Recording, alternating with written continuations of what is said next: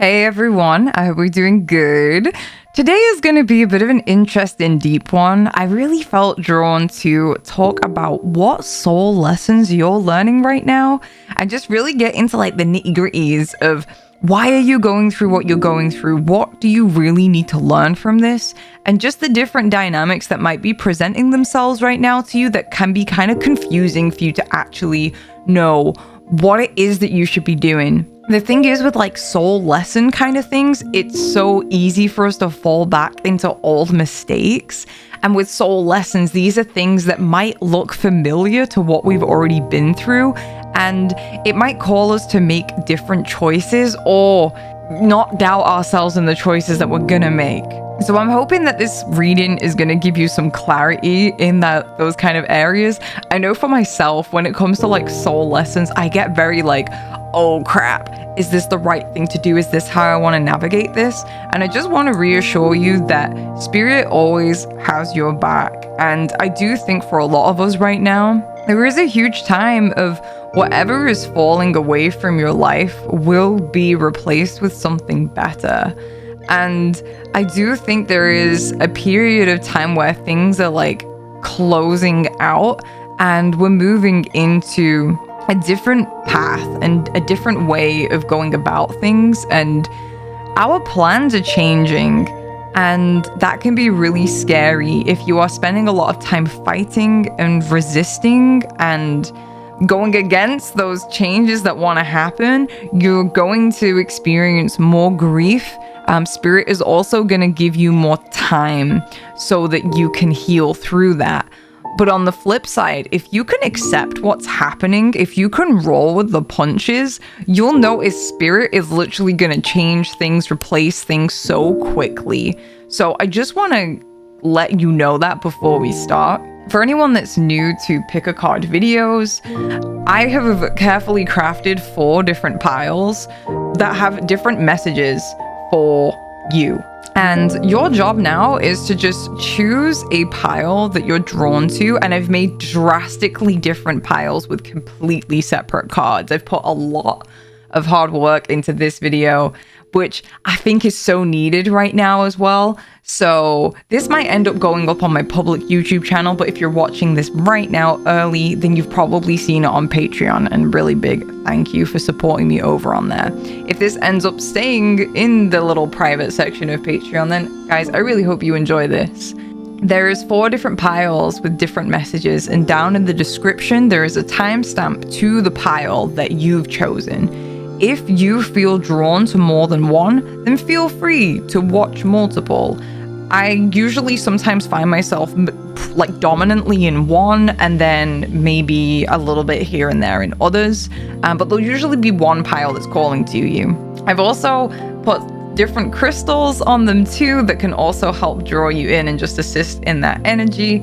So I'm gonna hold a bit of space right now so you can take some deep breaths, center yourself, and choose the card pile that's relevant to you. I'll see you in your pile. You're pile 1. I hope you're doing well. I see your soul lessons as mostly about your career. I feel that you guys have a very interesting, creative, emotional, healing career path. And I feel like you have just been putting things off and putting things off and putting things off. And I do kind of get this sense that you sometimes are building the wrong thing. It's like you know that you want a particular outcome. For example, you might know that in the future you want to be a counselor or a therapist, but right now you're working as a mechanic. And that's good for money if you're building up savings. But at the same time, it's like it takes multiple things to build up to that end goal of being a therapist. So training and learning and reading and talking with people and practicing, and all of these different things are like little coins that build up to this whole picture. And I think that for pile 1, you guys have just been kind of back and forth. I think you've not been sure whether to commit or how to go about your journey. So you've kind of just stayed in maybe just like the same place. I do feel though that some of you have had like promotions and pay rises and things like that, but you've not really got the ball rolling like Spirit wants you to in regards to your purpose and career that you want to build for yourself. And it kind of gives me this thing of like self-sabotaging and closing off, and there's bits here as well of like hoarding your resources, hiding your heart, not really like sharing yourself with the world. I think with this card here, you know, she's hunched over and she's like curled up and she's hiding this like pink energy, which is like really lovely and it's nice. But when it's curled over like that, it feels very like self-sabotage. It feels like a lot of comparison between yourself and other people. You might not realize that you're doing this, but I do think that you have a dream career or a dream thing that you'd like to be doing, and you shut yourself down from it. There is something that you do where you look at that career path and compare yourself to what you think that a person in that career should be like. And it's not, and apparently, you know, it doesn't look like you when you do this like comparison check. And it's a shame because it's something that you can really grow into, and it's something that you'd really mature into, but you need to give things more of a chance and more of a try. And notice how you shut yourself down. I also think too, if you are worrying about money issues or your finances around this, it talks about like patience and balance. You don't have to put all of your savings hardcore into one thing. The Hanged Man makes patient like choices, and he looks at things from different perspectives. And I think if you keep finding yourself comparing yourself in ways that disempower you from your dreams, this is saying to look at things from a different perspective. Maybe even challenge yourself to find a way to see yourself in your dream role. How would you be acting? How do you also make it your own? This also might not just be for career.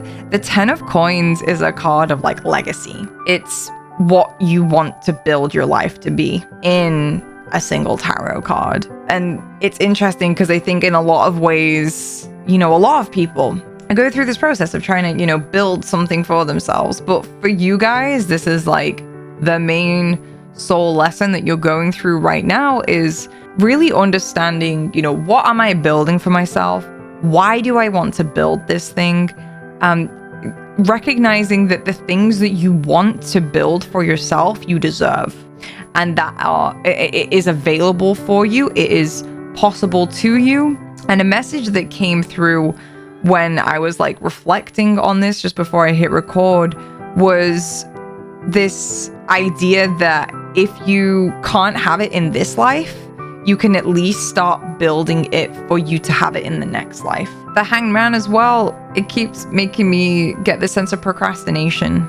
There might be, I just feel like there is something to do with engaging with what is in front of you and engaging with the things that you enjoy, but you keep swinging back and forth between should I, shouldn't I, should I, shouldn't I, and then doing what's comfortable, and then kind of beating yourself up about it as well when you, like, you know, 4 months later, 7 months later, you look back and you realize you haven't really made any progress with this thing that you want to achieve because you haven't taken these opportunities. We're going to go more into how we're going to navigate this and more about the lessons, but that's kind of what's coming through so far. And these two cards are your outcomes, by the way. So as you start to really hone into these soul lessons, you're going to start growing again. There's no more stagnation. There's no more swinging back and forth. This is new seeds, new abundance, new career paths, new business opportunities, new things are going to start growing in your life.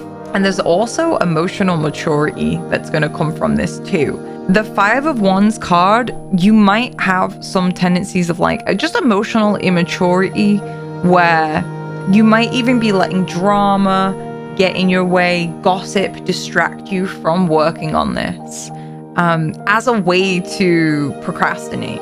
Again, there's self-sabotaging tendencies in pile 1, but you're definitely like a healer and somebody who helps the world. It feels like educational too. The King of Cups for me is somebody who has their emotions contained in a way that is relaxed and mature, and you feel approachable and easy to speak to, and they have mastered the art of channeling emotion into something that helps people, whether that is art, music, therapy, some kind of healing art. I do feel that you want to be in this space of like being unshakable with your feelings, but still allowing room for feelings, still allowing yourself to have emotions and depth. Because some of you also might be,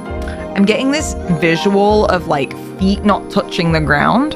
And there might be issues of not being grounded here, but it feels more like you don't let your emotions land. You don't let yourself really feel things.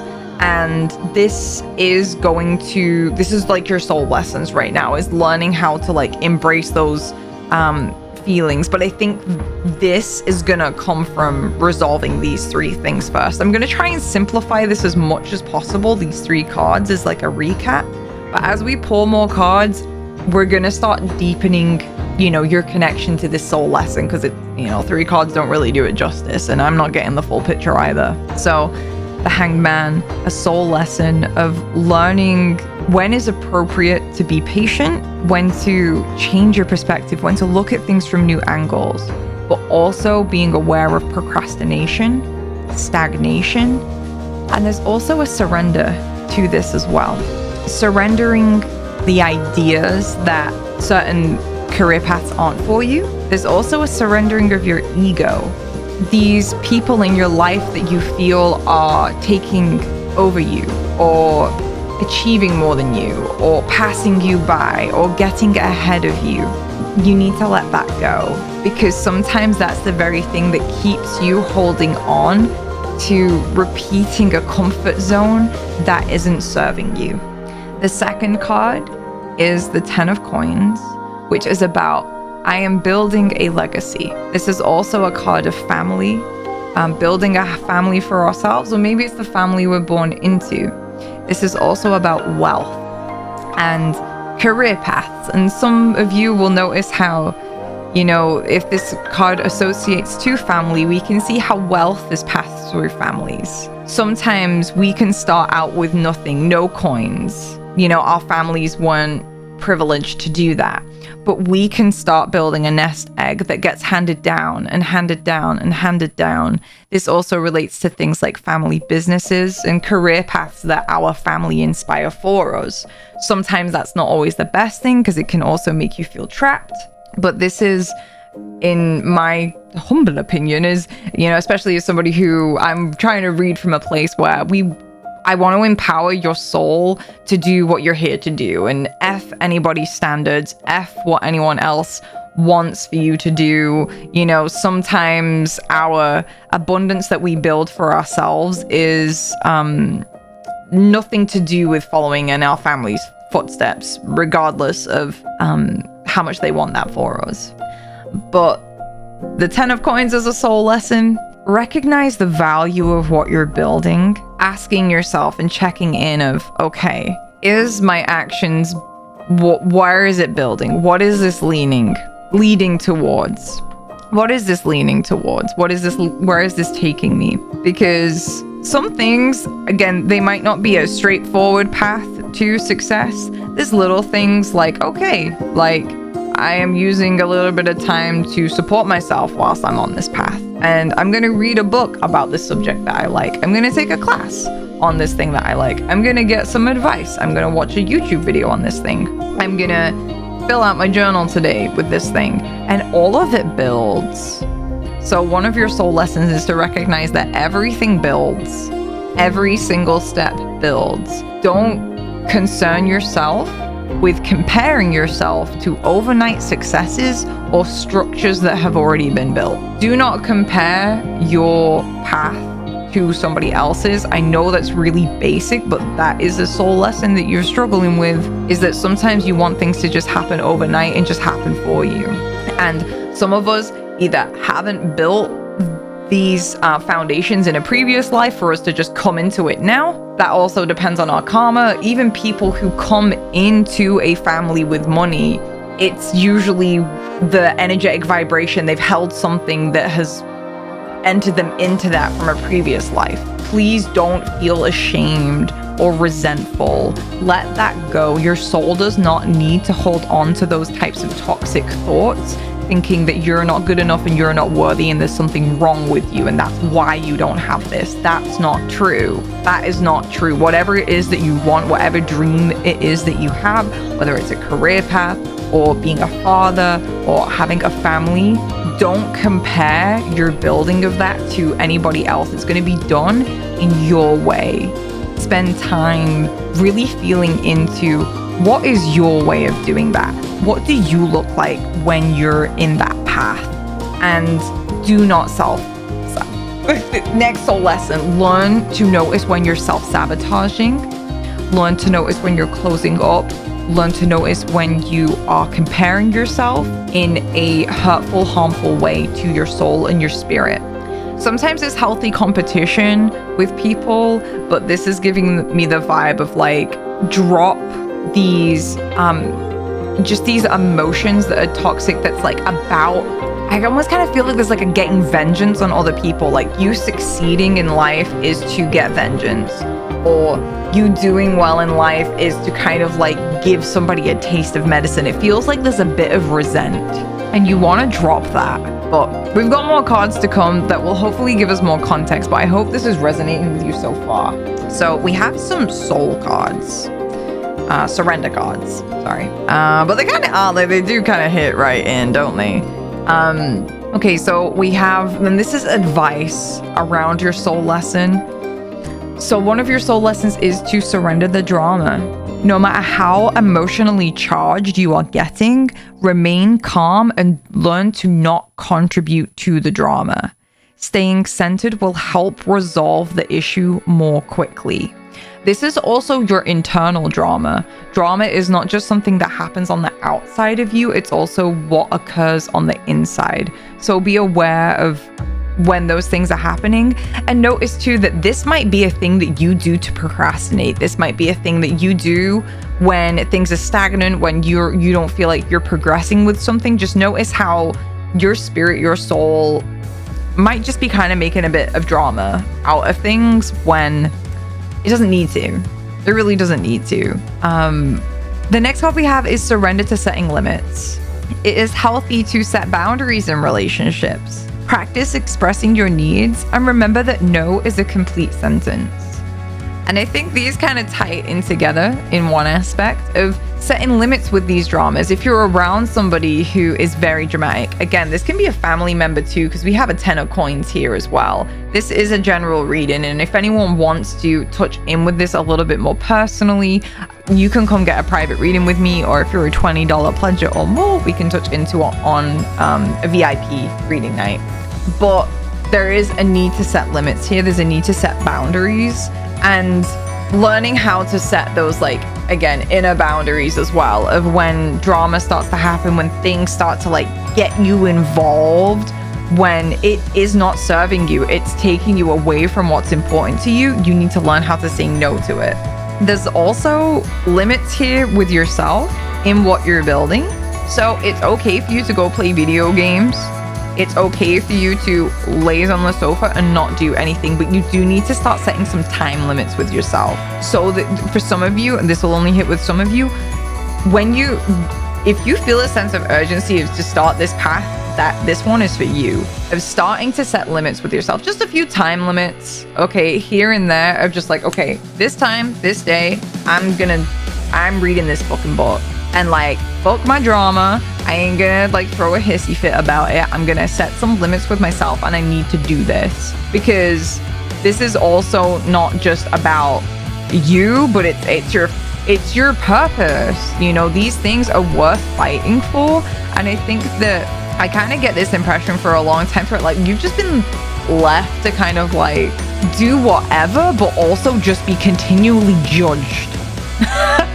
It's like, I get this vibe that you were left to do just whatever, and with like very little actual helpful guidance, but you were continually judged for that. So there was never any, it doesn't feel like there's a lot of positive influence, just a lot of negative criticism. And negative criticism has like your parents, I'm hearing, oh my god, that just came out, parents, people, even yourself.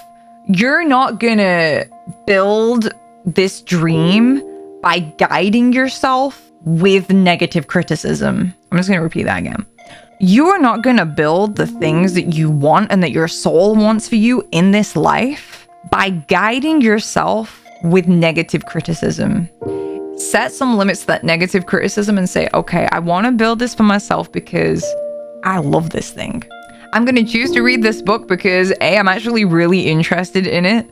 And I know that once I start, I'm really going to enjoy it. And then that's going to feed me confidence as I connect with my passion through whatever this book is. I don't know what book I'm talking about right now, but whatever this thing is, it's gonna nourish me, and I'm gonna come away feeling more optimistic about this building process. The next card we have is Surrender Resentments.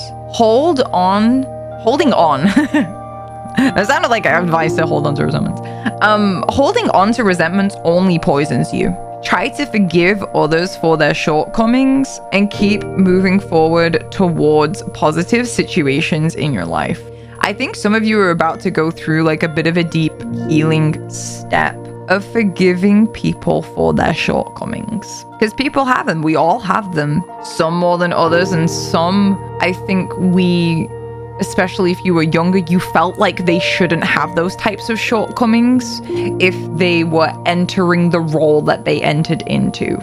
Friend, family, colleague, person in your life. The resentment here is caused because you expected them to not have shortcomings in the place that they did have them. As an adult now, you know, this is an 18+ channel. Forgive people for their shortcomings. This will help you to keep moving forward. Also, forgiving yourself for your shortcomings too is a huge one. But this is right underneath this comparison card, the self-sabotage, because I think that you also kind of resent yourself for these self-sabotaging behaviors, and then it just makes things worse. So continue to let it go. And you can even I love this image of an umbrella. There is like this umbrella being let go in the wind, and I just like, imagine how strong a gust of wind to just carry an umbrella gone. Maybe imagining something like that around your resentments can just really cool that down, can cool that off. Okay, we've got some more cards. So the next ones, we have Sarasvati, the Arts, Golden Opportunity, Yem Anya, and Cordelia, Go Outside.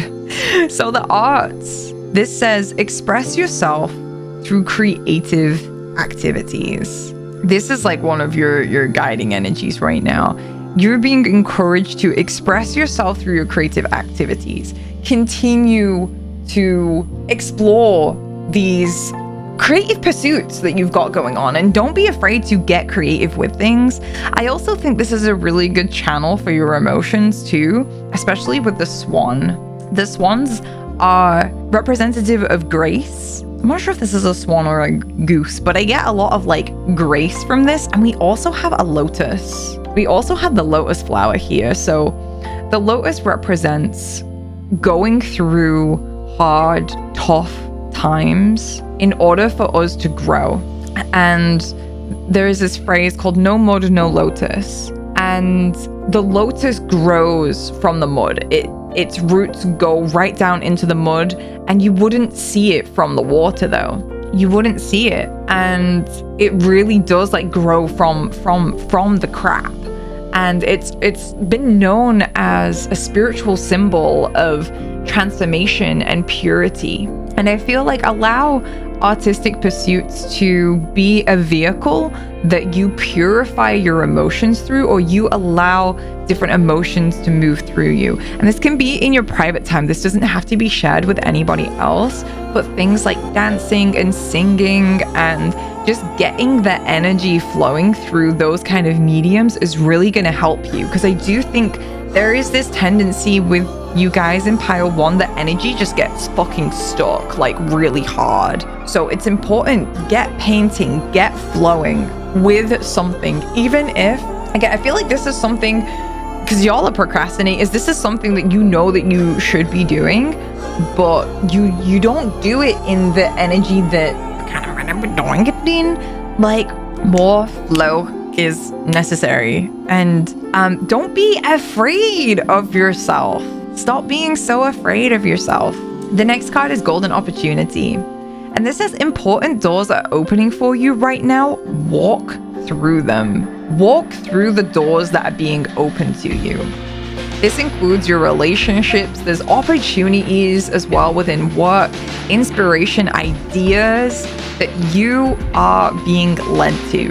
Don't focus so much on the doors that are closed or the doors you think you should have taken. There are opportunities right in front of you right now, and feel into them and embrace them.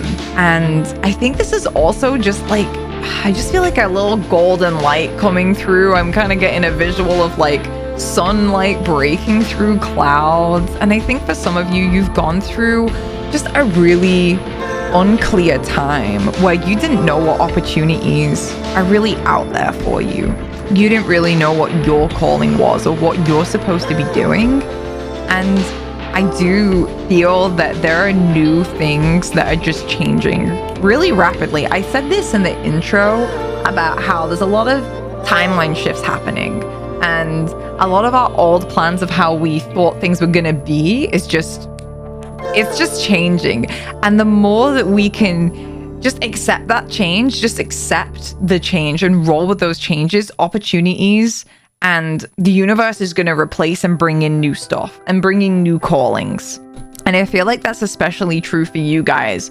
Like, roll with this dream and be mindful. I'm hearing very clearly, like, be mindful in your day-to-day life. When you're sipping your coffee, when you're about to drive to work, when you're about to engage in a conversation, or if you're just around people, listen, be mindful, be aware, be present. There are this guidance coming through for you in really subtle ways, but they are super magical if you just bring your awareness.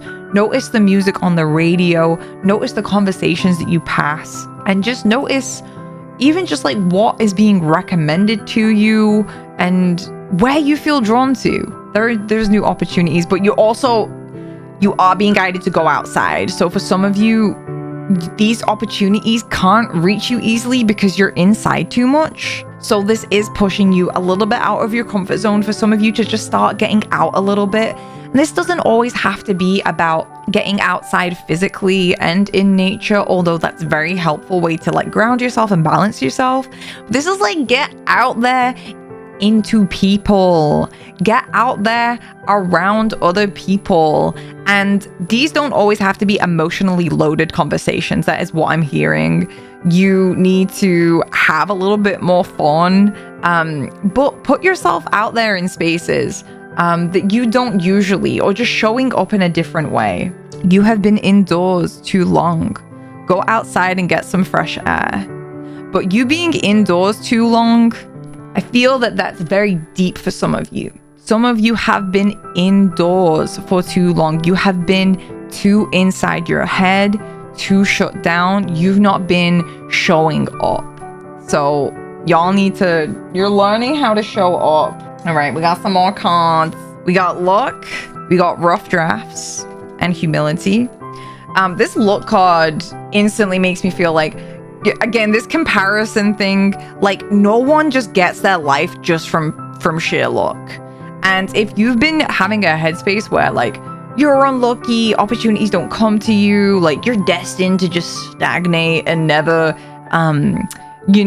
have an inkling or guidance of like a bigger picture for yourself, like drop that. Look says, it's here. A package sent straight from the heavens that's been gifted to you, dear friend, and contains a very cartoonish proof of luck. This magic fairy dust will stick to you for the next few weeks and align whatever unseen forces need aligning to open the creative doors that you have been waiting for. Keep your eyes peeled for opportunities, connections, and winks from the universe hinting that you're headed in the right direction. Pop on your victory sash and follow the trail of good omens and don't stop until you get to the after party. I love that so much. And again, with these setting limits, that also, why am I clicking? We're clearing out energy. This is happening. You need to set limits with these like thoughts that you have about yourself that says like, you're not heading in a good direction. Because that is dictating your next moves, which is, okay, well, if I'm not going to head in a good direction, then I guess I can just like sit around and just, play this game for 5 more hours or, not turn up to work for 7 days, because I don't have to do those things. Like, no, get into that good energy again of yourself. Learn to, we all have moments of like being thrown off, but part of your soul lesson, pile 1, is to learn to step back into that lucky energy. Because the thing is, oh my gosh, that when you step into this energy, like weird random miracles like happen all the time in front of you, and it's weird. It's weird how much you get to meet destined people, destined connections, destined moments, destined opportunities when you step into this energy of believing that you're going in a good direction. Like, I think there's an affirmation coming through, just, I am going in a good direction. I am gonna follow these winks from the universe, and I am gonna follow these good omens that I'm being showered with. The next card is Rough Drafts. I honor the beauty of rough drafts, first stabs, messy trial and errors. Oh my gosh, I love this card already. Nothing gets finished unless it gets started, and everything has to start somewhere. So forget dogging my first sentence brushstroke embroidered poodle. I'll give scrutiny a day or maybe a whole month off, so I can go nuts on completely completing version 1.0. That's the new first move. Ta-da! Now, anyone know a good editor? This, literally this, and you keep comparing your first squiggle to somebody else's like final freaking product. That's not how it works. That's not how it works. You need to appreciate your rough drafts. And this can just be, involuntary work. This can be in literal art. Just some kind of vision you've got. You need to respect and honor the beauty of first steps, okay? Because nothing gets finished unless it gets started. And yes, it's cringy. This is the thing. Like, we're fine doing these kind of first steps sometimes when we're young, because we're like, oh, I've never experienced this before. When you're an adult, it feels a lot more cringier to do this. We think that like we're meant to just be amazing at it straight away. Some of us, even though we know that that's not how it is, like we still think that anyway. And I think as adults, we kind of shame ourselves, and maybe we shame each other, and we cringe. It's cringy sometimes where, we're trying out these loose squiggles, but we need to give ourselves permission to have fun. And also when we do that, we give other adults that are also realizing their dreams permission to do rough squiggles too. We need to give each other permission to change. Humility. Ego can be a wonderful thing when we're looking for a surge of self-confidence, gusto, but its sour punch is best when stirred with a healthy shot of humility. This card is serving up that shot. not as a judgment or a finger wag, but more of a happy celebration of all the lovely, grounded, grateful parts of you that constantly hum in the background. This is a warm and gentle call to bring those parts to the forefront and sling some shout outs to all the people who've helped you along the way. Even the hype man deserves to end his day with some hype. I love this. Give some like love and appreciation to all the different influences that prop you up, that support you. And I feel like there are lovely grounded parts of you that I do think if you're struggling to like appreciate where you've come from, like this is a card of saying, you're calling some humility, and you know, you are great, you know, you can do amazing things, but I do think there's a bit of vulnerability in these rough draft moments that it's just asking you to just be a little bit humble. You know, we don't all get to just be mega hype instantly, and that's all right. And sometimes like that is like so beautiful to see in people when they just like let themselves not be that great and just let themselves, you know, be a doodle and be at the beginning. And I'm hearing this too, like this like some kind of like dating scene situation I'm hearing too, of just like, you know, you're gonna make mistakes and sometimes it's gonna be cringy, but as long as you're humble, like it's only cringy when you have a fucking fat ego about it that's like, oh no, I'm amazing, shut the fuck up everyone. Like, no. You know, if you're like still like, you know, like, oh, I don't know what you're talking about, this is great, you know, like that's when it gets cringy. So good dose of humility. All right, the last cards we've got: don't force it, solve the right problem, focus on the real truth. These two cards are like amazingly well together, because I do think there is an issue here where sometimes you ain't solving the right problem. Sometimes you're leaving the wrong relationships because you think those relationships are what are distracting you from your life path, and actually no, you're just procrastinating, and you will find different relationships that will help you procrastinate, or you will find a different thing to replace it, a different vice, a different hobby. That's why it's important to set limits with yourself. Oh, that was a read. That was channeled. I am so sorry. But some of you are not tackling the right problem. Some of you think that the problem is that you don't have enough savings. It's not. It's because you're not having enough conversations with people who are aligned with your passions, your values, and your energy.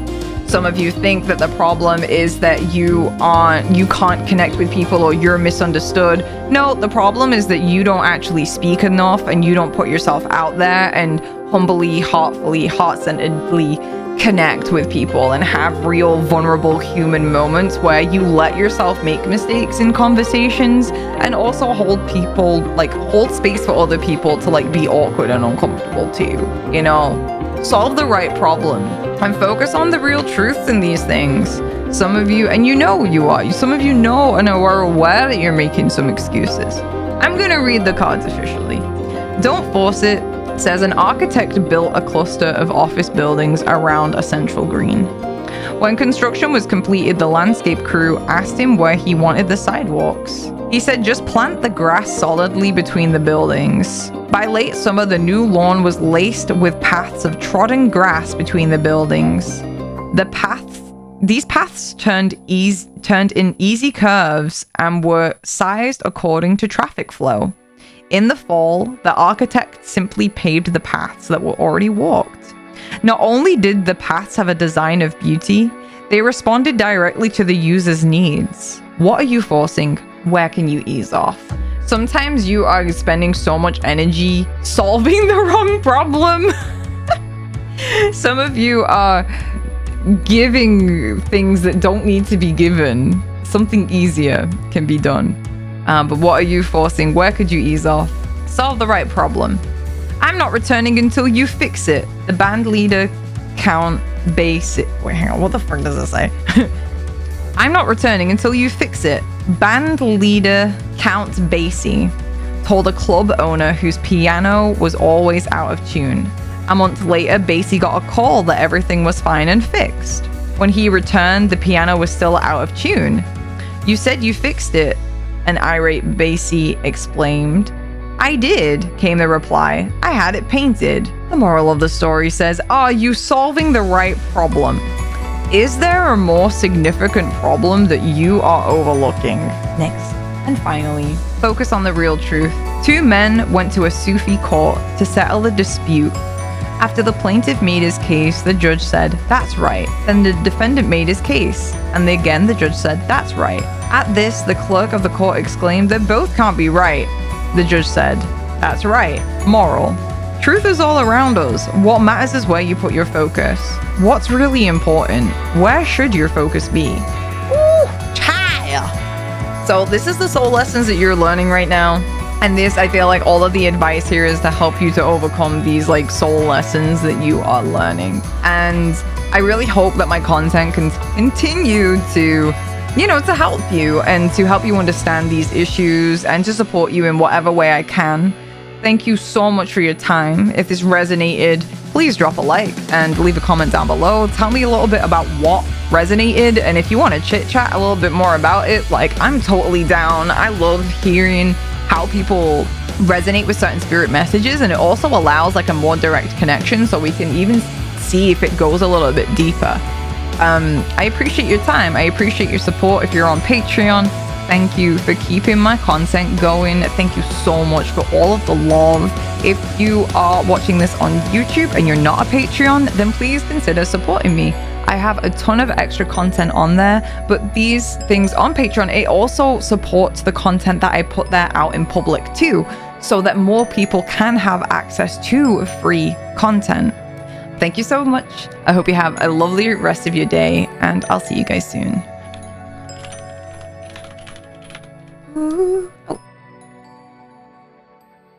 Yo, what's up, Pile 2? I hope you're doing good. I've got quite a few cards for you, so make yourself comfortable, grab a drink, and make some notes, if things stick out to you, and just let yourself listen as you maybe play some video games, or make some tea, or do some cleaning, whatever feels best for you.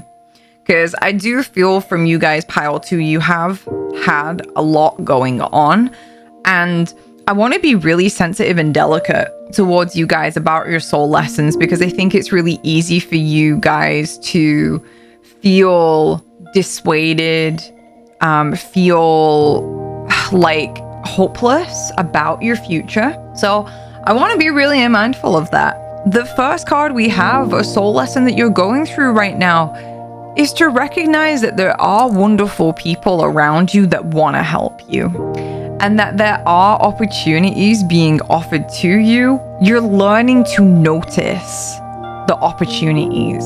You are going through a soul lesson where you are having to actively, mindfully appreciate the people in your life who are there to help you.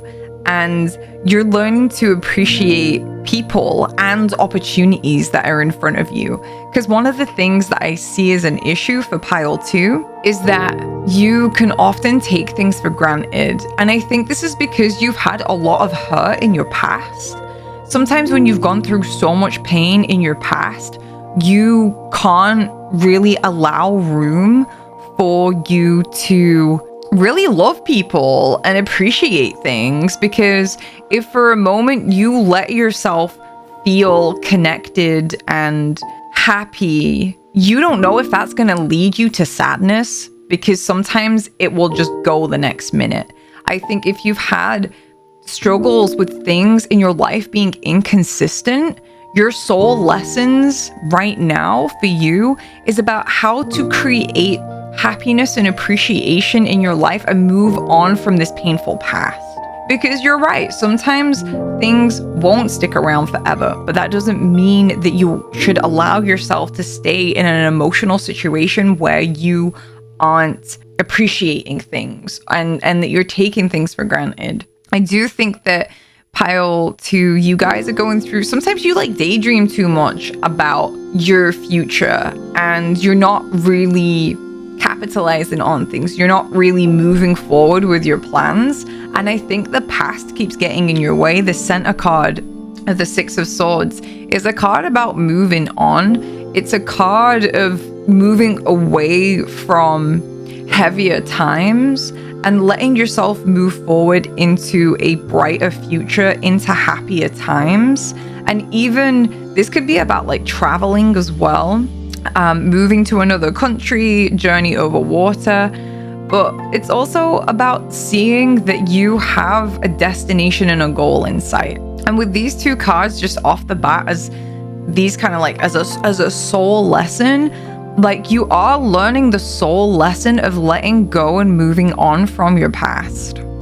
And I do feel that some of you also kind of don't, it's like that balance between dreaming about your future and a better future for yourself and then taking the action steps. I'm hearing a kind of an example of you want more friendships and good relationships in your life. You can start to imagine what that might look like for you, but you might fall at a hurdle when it comes to appreciating the friends that you do have around you and initiating like contact with those people. It feels like there's a chink in the chain, like you don't really understand how one thing leads to another. And this is the soul lessons that you're going through. And then we have the card of balance. It says life might be feeling a little out of balance right now. You could be working multiple jobs or trying to make a change to your dream career. It's important to keep things light and stay in touch with your inner child, making sure that your work is as playful as possible. Multitasking with a positive attitude brings success. And I think that's something you're struggling with right now. I just get the sense from pile 2, like you've been through so many changes. I also kind of feel like a lot of like therapy has happened, or a lot of like letting go of the past, and you're like balancing that and your career and where you want to head with those kind of things. And sometimes you get really serious. I feel pile 2, you guys, one of your soul lessons is to learn to not be so serious when it comes to your passions and hobbies and your job.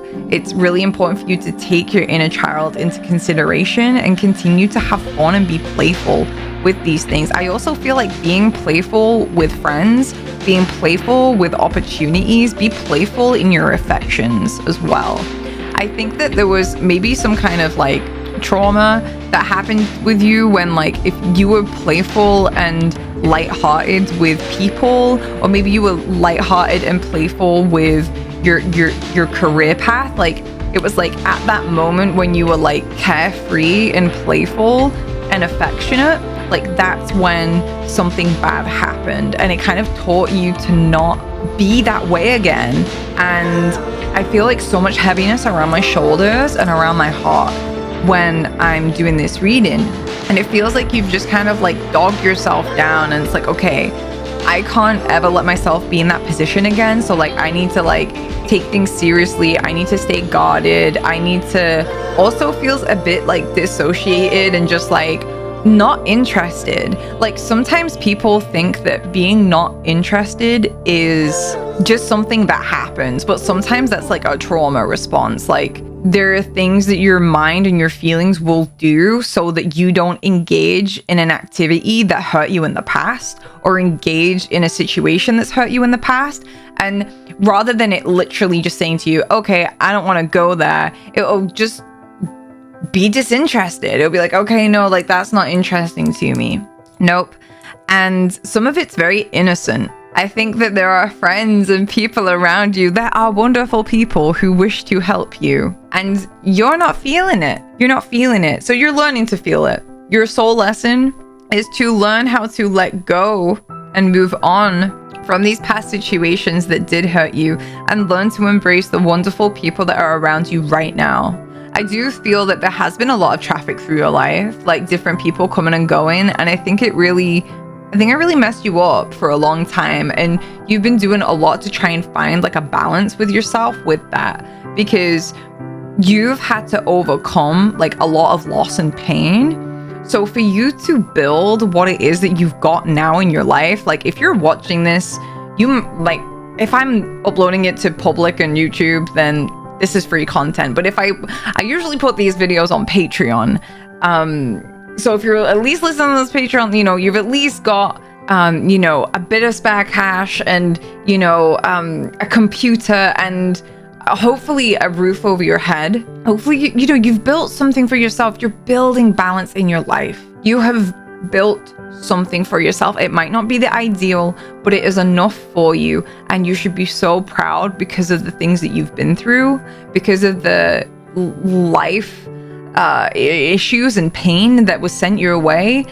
You deserve happiness, and be proud of yourself for what you have built, even if it's not exactly what you want. And I also think this is a part of your soul lesson too, because sometimes there's like a comparison of what your life should be, but you've not had the same start as everybody else. You know, the childhood you grew up in, even if it had money, if it didn't have emotional nurturing, you know, you didn't get set up well. A life lesson that you're also learning right now, a deep soul lesson, is learning not to escape as well.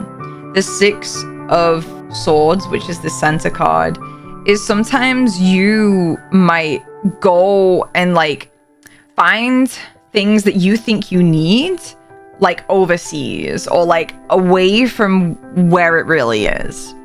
Like, it feels like sometimes in order for you to avoid these like emotional connections and like closeness, because the Four of Emotions it kind of gives me this vibe of like the four is like your environment.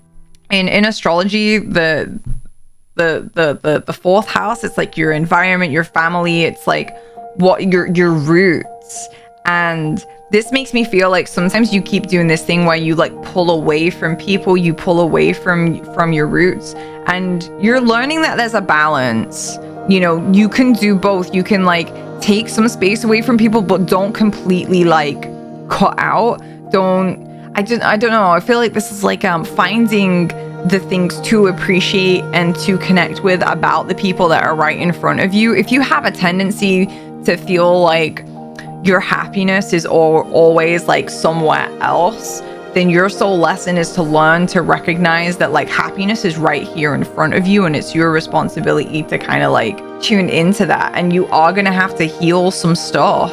Like, it does feel that there is a lot of like being wronged in the way of that. Like, how can I appreciate what's right in front of me? Because like I've been through this and like my heart hurts because it's not in the way that shows up for me. And this kind of gives me a vibe of like imagining like things as like a paradise, and like a vacation. Like vacation paradises, like you only go for a week, you only go for 2 weeks, like, because that's not true reality. Like, we can try to get to a point where our life is like miracles all the time, but that also sets us up for failure, because sometimes like life doesn't work that way. But we can move with this flow without it re-triggering us and re-traumatizing us in places where we're wounded. Okay, so we have loads of cards to start fleshing this out more, but these are the core soul lessons that you guys are learning. I'm just going to kind of recap it a little bit, just because I know I kind of spouted. Four of Emotions: learn to appreciate and recognize the opportunities and people that are right in front of you, and learning to look around you. Daydreaming and going inside is healthy for you to get clarity about your emotions, but then you need to act upon those things. Then you need to start to like make actions to get those things. Don't always be trying to escape it. The center card, Six of Swords. Recognize as well, one of your soul lessons is that you do need to understand that there are better times on the horizon. Sometimes you do have a bit of doom or gloom, and you might think that things are doomed, or that the past is going to repeat itself and like hurtful things are going to repeat themselves, or that there is no like hope for your future. You need to learn that like that's not the case anymore. That might have been the case when you were younger, because you know, when you are reliant on parents or a household situation where it feels like you are destined to just struggle because you don't have those choices when you're young. Recognize you have the choices now, and you're going to continue to create more choices for yourself. Okay, you're not helpless now. You're not in that situation anymore. So another soul lesson is to learn to move on from those pains. Learn that your destination is in sight and you know where you're heading. Learning to trust that the stresses in your life will fade away, and that will allow for happier times. Sometimes you hold on to the idea that things are never going to get better, and that does kind of create your reality.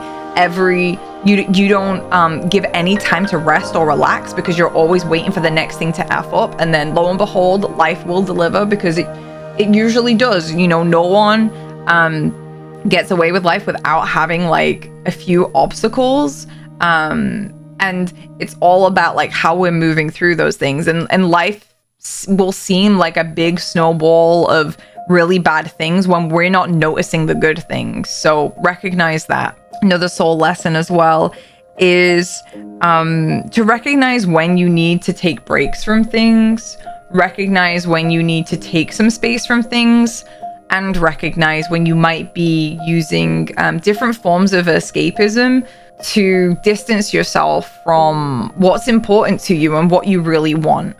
The third card, the soul lesson of recognizing that this is balance. It's not one or the other. Recognizing too that it's also okay to be working multiple jobs. You can work on your dream career and work at a coffee shop. You can do two things at once. You are okay to continue a normal job or get some kind of like side hustles going. There's more than two sides to you. Let two different things support you simultaneously. Again, it's balance. I think there is a soul lesson here of like, you don't want to repeat being codependent. So this is like, you can rely on yourself and you can rely on other people. There is both here. It's not just one or the other. There's a soul lesson here to remember to keep things light and to stay in touch with your inner child. There is a soul lesson to continue to remind yourself to make your work playful, and you can multitask with a positive attitude.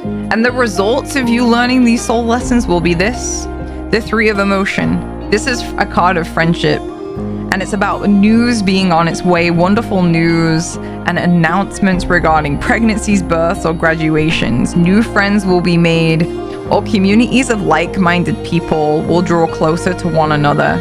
Exciting new beginnings or happy endings are just around the corner. This feels like making new friends and making new opportunities for yourself, and making and celebrating milestones in your life, even if they're small.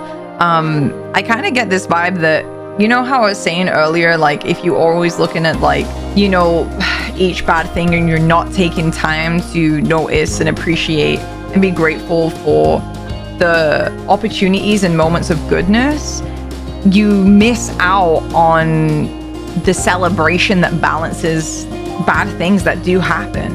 But because your laser focus has been just on the consecutive bad things, you're missing out on these things. So as we start to heal and learn these soul lessons, you will start to make friends. You're gonna start making friends with people who are in like-minded community spaces. Again, I do think some of you have been maybe seeking connections in just places that are really like, I'm kind of hearing like inconsistent, and also like hard to maintain.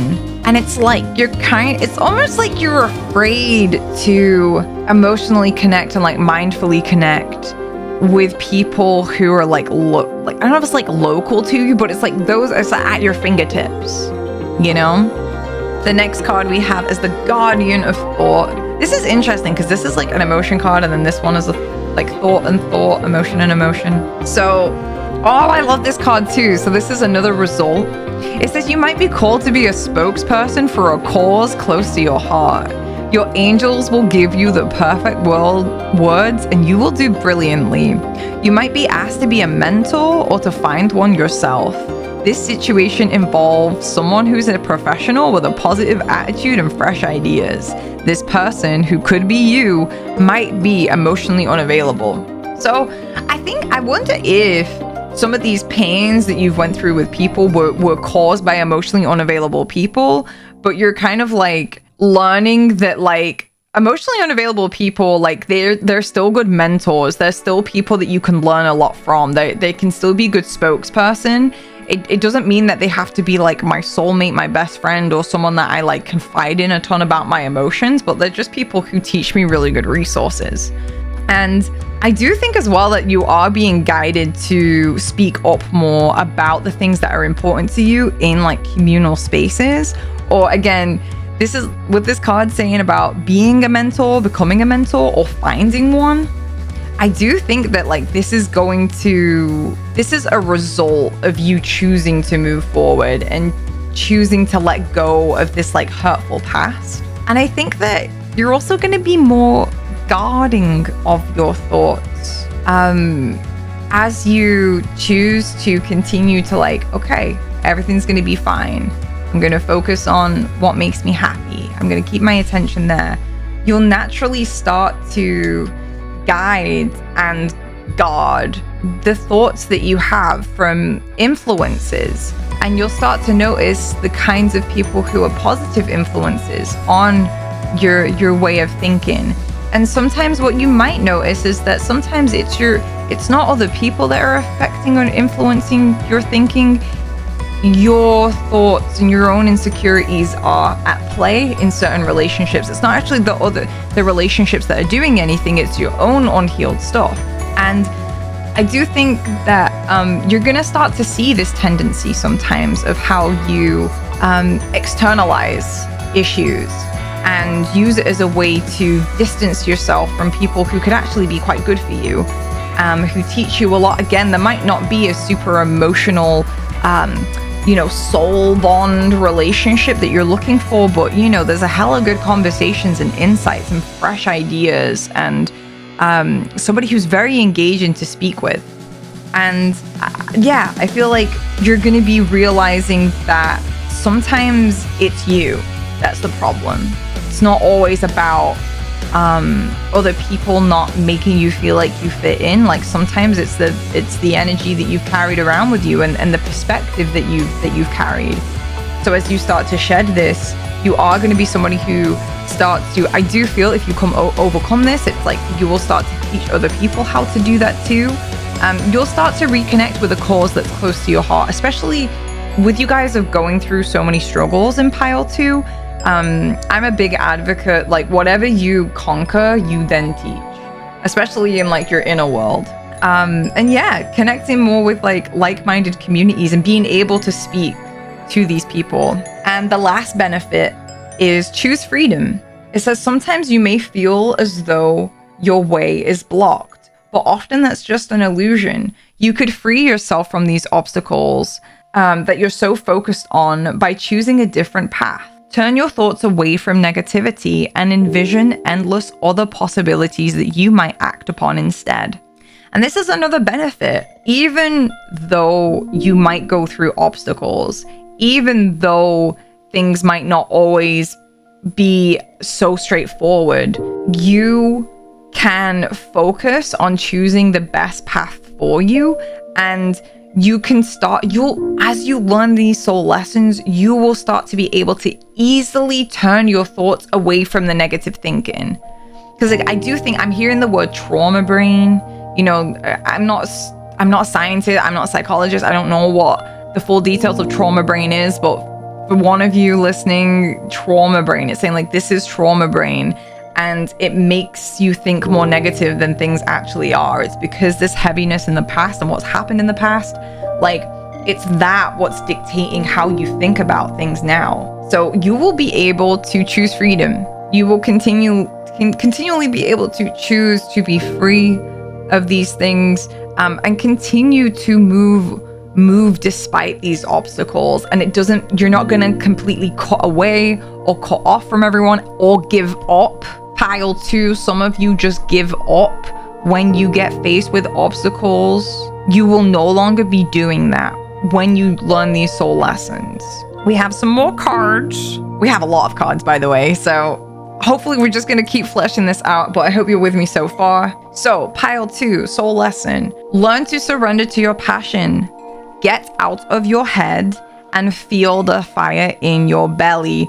Focus on the people or activities that ignite your passion and let that flow. Let that flow. Sometimes you keep getting in the way of that and it's not helpful. It's not helpful. It's not serving you anymore. Surrender to your soul's path. You know what lights you up. You feel what you're meant to be doing. You feel what you're meant to be doing. And I'm hearing a message of like, don't let everything, again, with this balance and with fun, don't let all of your connections be about serving your soul path, career path. Allow some of your connections to just be about passion, and like it will naturally line up. They might not become like a client. They might not become somebody who, pays you or is around you all the time.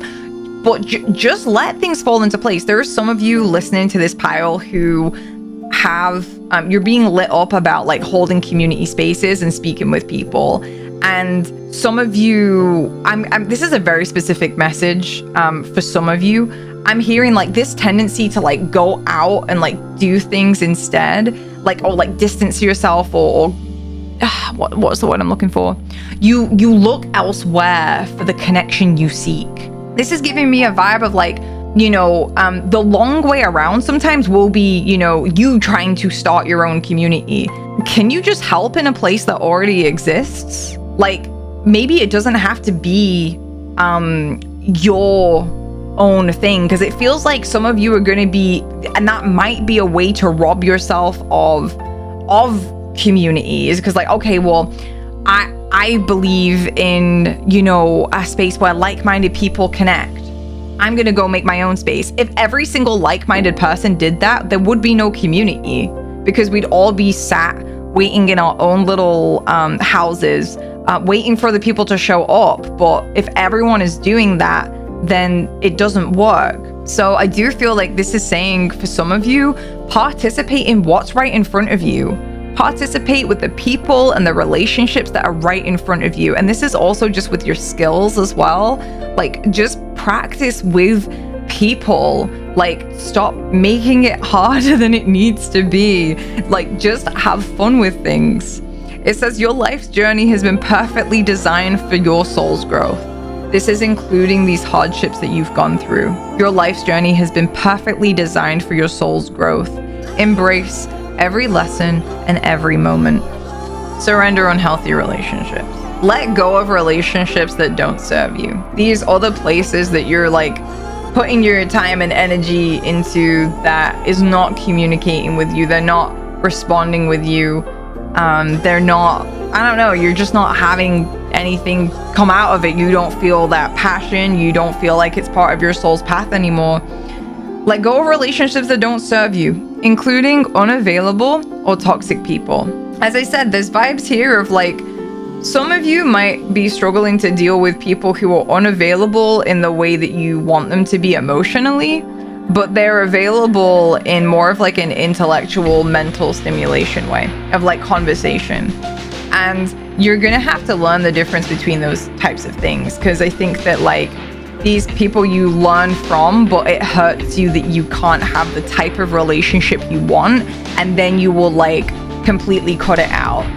Honor that, recognize that. You deserve to be treasured by others and to be surrounded by positive people. I do think we have to honor that sometimes our own wounds can make it so that when people aren't available for us in the way that we want, it makes the other seem toxic, but that's not that, but they are actually positive people. And I think too, there are other people there are unhealthy relationships that you do have in your life, and I feel like you need to treasure yourself as well. And if you're wanting to be around positive people who connect with you and spend time with you, you also need to be willing to be that as well. And if you want people to be actively going out and doing that, then you also need to be actively going out and doing that too. It can't just all be one way. And the funny thing, so with these cards, I was pulling 3 per pile, but for you guys, you got 4. And your last card was surrender your addictions. Whether you're addicted to substances, food, sex, or overworking, Take action to begin to heal the addiction and replace it with healthier alternatives. So pile 2, do recognize like what it is that you're addicted to. Are you addicted to unhealthy people and then, you know, ending their relationships with them and then just falling back into more healthy people? Like again, this balance card. I've noticed too throughout the piles, these cards fall in the sections that are relevant to these parts. So, you know, recognize that like your relationships do need balance and being playful. Like I do think you need to be more playful in some of these relationships. If your relationships are built on just like heaviness and like emotional connection and healing like all of the time, like you're gonna be drained, and you're also probably gonna start getting addicted to like bringing up and purging and like healing certain things. And like sometimes you need a break from that kind of stuff. Okay, it might be your passion to learn and understand about that, but don't run yourself into the ground like only participating in those kind of relationships. Some of you need to drop the idea that fun relationships are toxic, or like relationships where it's not holding space for your wounds are toxic. Like that's not true. There's space and room for both, and it's important for you to like make time and space and room for both. Okay, we got some more cards. Unconditional love, undying love, and compassion. Wow, there's just so much love here. Love, love, love. You are just showering pile 2. I think this has been a lot of these soul issues is just from a lack of love. I feel like you were not supported in the ways that you need, and I just want to let you know, like I feel the love Spirit has for you. There is so much love here. Like you are so loved. You are so loved. It says love yourself, others, and every situation, no matter what the outward appearance seems to be.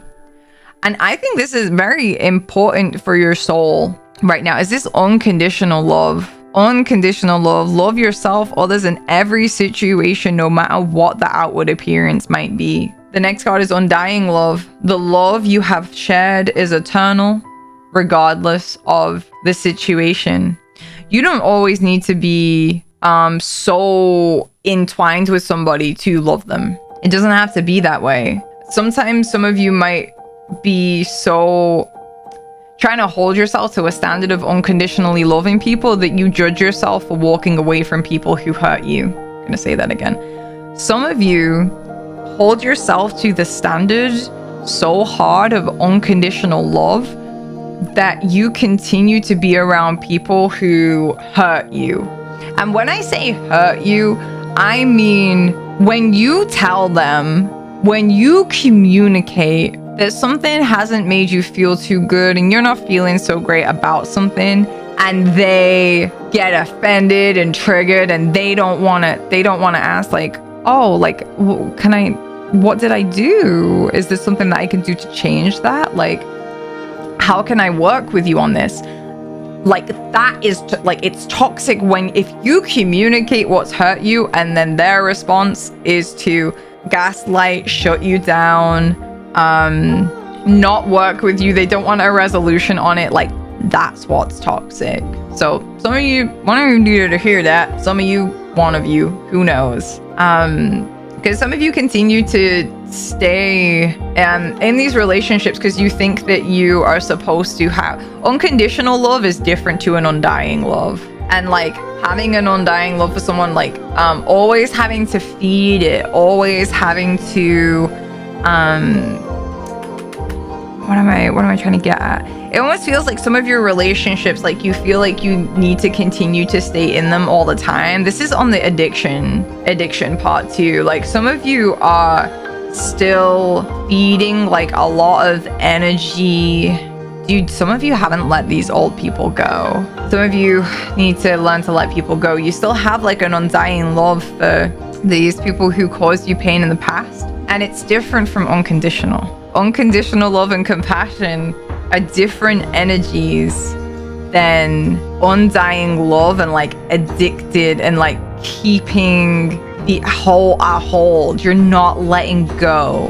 And when you learn to let go, then unconditional love can actually step in properly.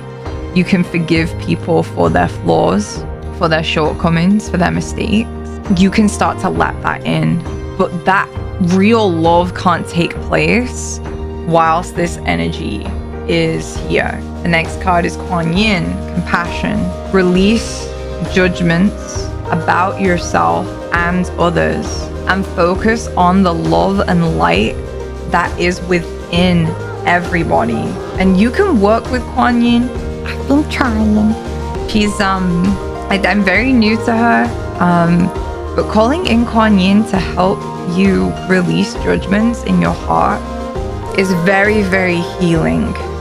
And I think for some of you, there is like a judgment towards yourself and lack of compassion towards yourself and others because of these pains that you've gone through. But you are being blasted with love from all three. Mary Magdalene, Isolde, Kuan Yin, they are all sending like love your way. And I just feel for Kyle to find ways to shower yourself with love and to give appreciation. Again, there are wonderful people who wish to help you. Opportunities are being offered to you, but you aren't noticing or trusting things. New friends will be made. Communities of like-minded people will draw closer to one another. There are so many good things that are waiting for you. Step into that loving energy, and not from a place of being addicted and bypassing. Notice, I don't know if you can tune into it. I'm very into like sensations in the body. This addicted to undying love feels very tight in the heart and it feels very forced. These two here is when you find a state of ease in yourself. Okay, we got some more cards and hopefully we'll get some more guidance too. Don't be afraid to sing. You have so many cards that saying, please speak, please share. Share your thoughts, share your insights, share your voice with people. This could literally mean sing as well, like la la la la la, and making music and sharing it with people. You know, share your weird, wild authenticity. Share your voice. It is worth sharing. And even with this card too, it's friends, man. There's friends to be had. There's friendships to be had. There's your tribe. And I feel like they're just right in front of you, man. Focus on the here and now. Your friends are freaking right in front of you. Yeah, don't get sucked into this like dream world of like, oh, my tribe is elsewhere. Dude, this is 3-3. This is 33 as well. That's all about communication. Sorry, I'm having a nerdgasm. Please calm down. Don't get caught up in the idea that, you know, oh, this thing that I want, it's like elsewhere. Oh, it's somewhere else. Oh, it's in Spain. Oh, it's when I get a job. Oh, it's when I've healed this wound. Oh, it's when I've done this. It's here. It's with the person right freaking in front of you. These connections that you're looking for, it's with the people right in front of you. Lioness, you've earned all your stripes. I like this card. I love this deck so much because it has so much like representation of like different women and I love it. Even mermaids. I feel like too, this is just saying like, you've earned your stripes. You deserve these friendships. You are a good ass friend and you know it. The way that you help people emotionally process, the way that you invest yourself, the way that you are loyal, the way that you make the effort, you have earned these friendships. You've earned these friendships. And I think that you'll also be making friends with people who have also kind of like been through the same situations that you have. And again, guys, your pile is very interesting because I kept getting bonus cards for you. So the final card is expectations. Oh, let's get this on focus. Hello?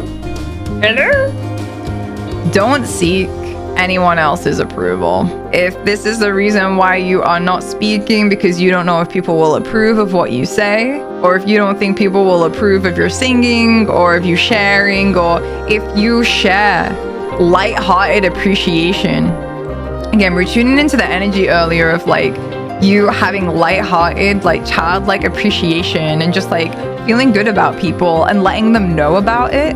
If they like don't care about the validation of it, they don't need to approve of your love or appreciation for that person, and they also don't need to approve of I'm hearing like the standard of relationship that you're looking for. Again, watch yourself of like robbing yourself of good mental connections and like mentors because they can't give you an emotional connection, because honestly, like when you get both, it can get really messy, just from experience.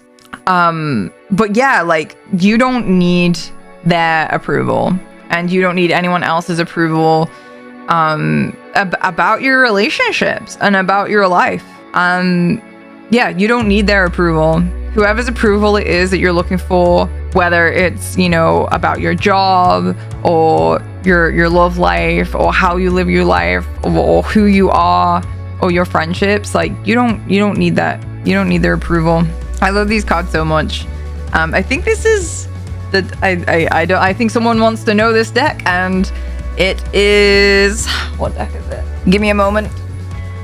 It's Believe in Your Own Magic Oracle. It is the Believe in Your Own Magic Oracle. All right, we got some final cards for you guys, pile 2.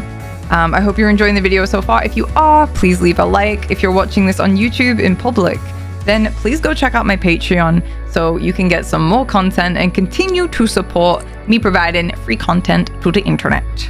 All right, let's get some last cards. Owl.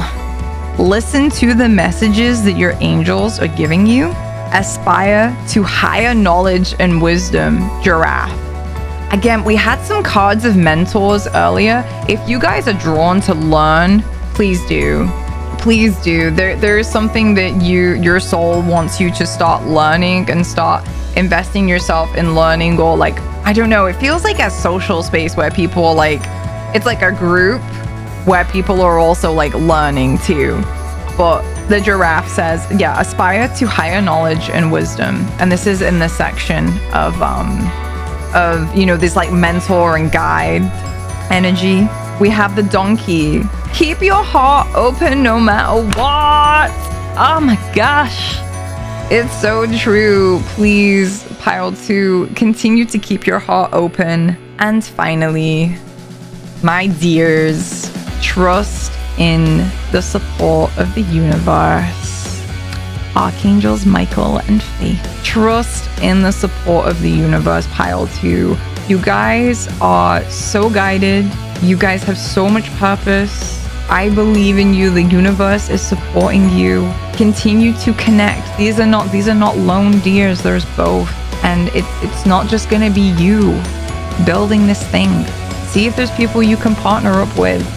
People who maybe are already on a path that's fleshed out. Because I don't think you can handle more loneliness as you wait to have things the way you perfectly envision it. Okay, the universe has got your support. Trust in it. Thank you guys, pile 2, so much for your time, your energy. I'm sending you like all the love. If you guys are a Patreon at $20 or more, I do a monthly VIP night where I do readings for people who are $20 pledges over on Twitch. If you're interested in joining that, you can check out the description below and find out more about that. It's just a cute night I do for my higher pledging Patreons.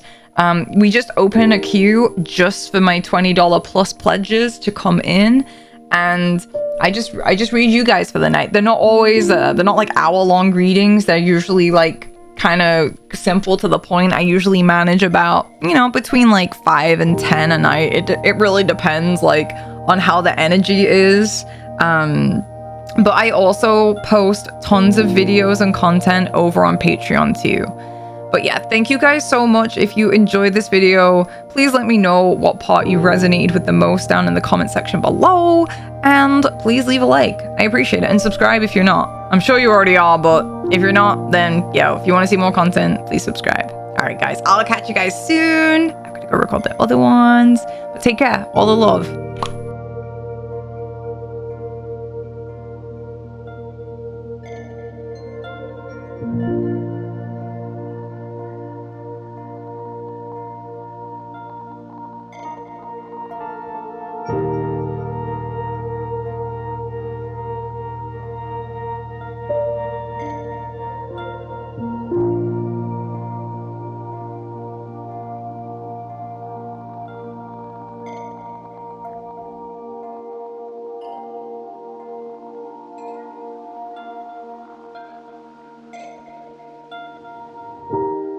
Yours a pile 3. I don't know if things sound different or look different since the intro, because in real time, this is like 2 weeks later and I got a new desk and I messed up my microphone and some other weird shit happened. But I think that lends itself to the message in your reading, which is about commitment. Your soul right now is learning how to stay determined and stay committed and move through things and pull on deeper parts of yourself to stay focused, to stay moving forward, and maybe even sometimes getting the help that you need as well, getting other people's help so that you can continue to move forward in the direction that your heart desires. And I do see here that you are overcoming a lot of helplessness and hopelessness. I feel like sometimes for you guys in pile 3, when you have like a setback, when when things don't happen so easily, it does not lend well to your spirit and your spirit of wanting to do things. It's like instantly, I want to give up. And I think some of it, like, you have been balancing some of it out, but there are ebbs and flows that you are still learning to master. And even if you've drawn this pile, and I don't know, I think that this is also confirmation that this is what your soul lesson is to learn this balance, is to learn this ebb and flow. And it's all about you being able to hone into your real desires and ask yourself, like, what is it that I actually really want, and move towards that. Because pile 3, you guys have a tendency to sometimes, like, you might be doing things that doesn't actually pay off to the direction that you really want to head it in the end, and maybe do things just to stay comfortable. There is also working through family issues in this card as well, with this being the Chariot, by the way. For those that don't know this deck, it's this is the major arcana of the Chariot, but it looks a little bit different. And that's about movement forward, and sometimes you don't know how to move forward in balance. Like, this can be you getting overly zealous and ambitious and doing a ton at once, and then burning out and getting into depressions and hopelessness. And then other times maybe you struggle to get things started at all. And this kind of giving me like a lot of like, I'm gonna say like bipolar vibes, but this is not a diagnosis. But just that nature of going to the extremes of things. And your soul is learning how to stay in balance, how to keep things in check so that you don't pull yourself in a bad direction. And also recognizing like the consequences of things, because yes, it might feel good in the moment when you are in an ambitious mood and you have ideas and you're doing things, it feels great. But it's the coming weeks after, when you hit a low, you don't realize the preset, is that the right word? What came before it was this high. And in the low, you don't really understand why you hit that low. Sometimes you think you hit the low because of all this other stuff, and it's like, no, it's because you had your high not in a balanced way, and you have your high, you set yourself up for a low because of how high you have your highs, because they're unstable, they're not really well thought through, and not really well thought out. You're not really like tapping into your feelings. You're not noticing that you're moving. You need to notice your own pace. Pile 3, this is what your soul is learning, and it's funny because we have find balance and balance. So these first 3 cards are what are your main soul lessons. So we'll touch on this and then we'll go into this, and we have a ton of other cards. I'm hoping this is making sense. I'm feeling a little bit insecure and rusty at this reading, and I also think that lends itself to the reading too. I think that sometimes you struggle to move forward and do things that I'm gonna do it motion. Like, I'm actually gonna move, I'm actually gonna take the step, and I'm gonna do the thing. You struggle to gather that determination and motivation to actually make movement. And when it's happening, you don't know how to keep it in balance. You don't know maybe when to stop, or that, maybe you can take some breaks and then pick it back up again. You're learning the art of stopping and starting and balancing in all different areas of your life, in your projects, your creativity, your hobbies, your friendships, your responsibilities, maybe extracurricular duties that you've taken on. You are learning balance, and you're learning that why you're learning the deeper reasons, or you should be learning the deeper reasons as to why you end up in these helpless, hopeless places where you feel that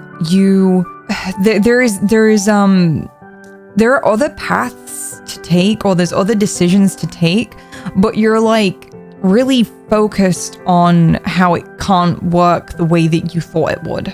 You're learning to be more mentally flexible.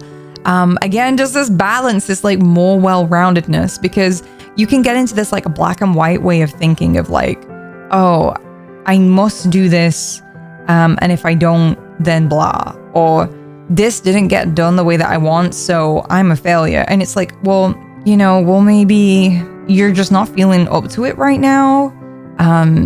Maybe you need to just give yourself a little bit of a rest, and learning how to really master your internal self-talk, your internal mental voice, the one that is kind of like dictating your attitudes and reacting to the world around you.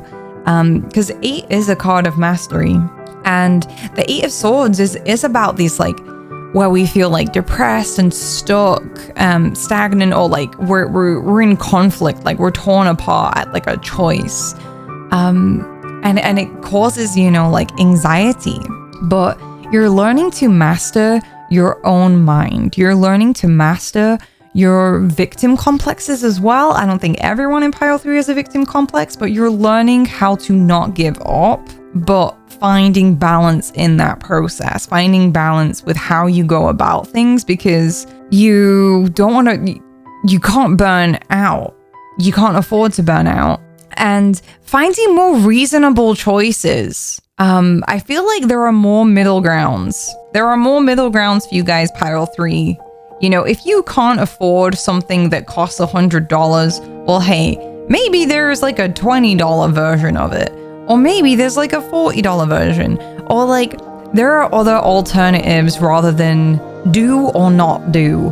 And I think that is what your soul is learning right now, pile 3. Maybe there's a smaller version of what you want. Maybe there is like smaller doses of this thing. I don't know why money is coming to mind. I think that's just maybe one example. But, it's things like, oh, should I be this person's friend or not?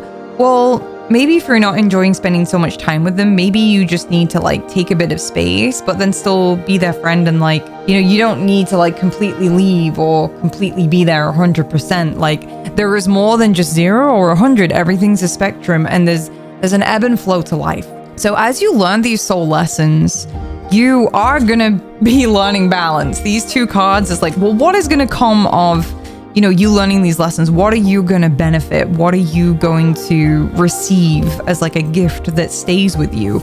And we have a very simple, straightforward one of balance. And we've kind of already touched on it because this is already there too. So you're gonna be learning balance. You're going to be learning just how to adjust the scales that are of that too, you know, and this is in regards to you and relationships, you and your project, you and whatever the other thing is. There's you and there's this other thing, and there's also the things inside of you as well, and your feelings and your emotions, and noticing when it's really out of balance. Because even if it's something great and it's feels amazing, it can be out of balance. And this isn't to say to never allow yourself to be happy, or that if you're happy it needs to be balanced out with sad, because those things, they're still not balanced, right? Because they're opposites. So there's a balance is actually when like the scales meet at the same point, and it's not at an extreme. And this is kind of the goal. This is where you're going to be at.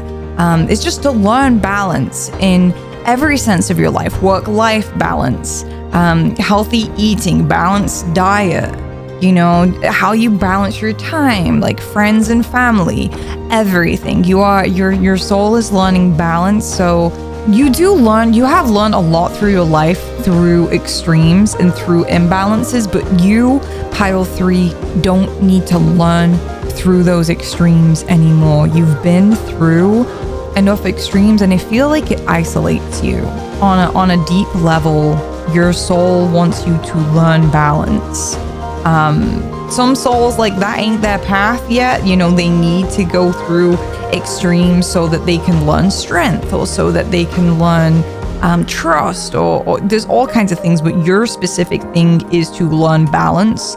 So if there's other people around you that are a bit chaotic and their purpose is to not learn balance, like, don't take a leaf out of their book. If you got this one is for you, even though you might want to avoid it, even though you might not like it.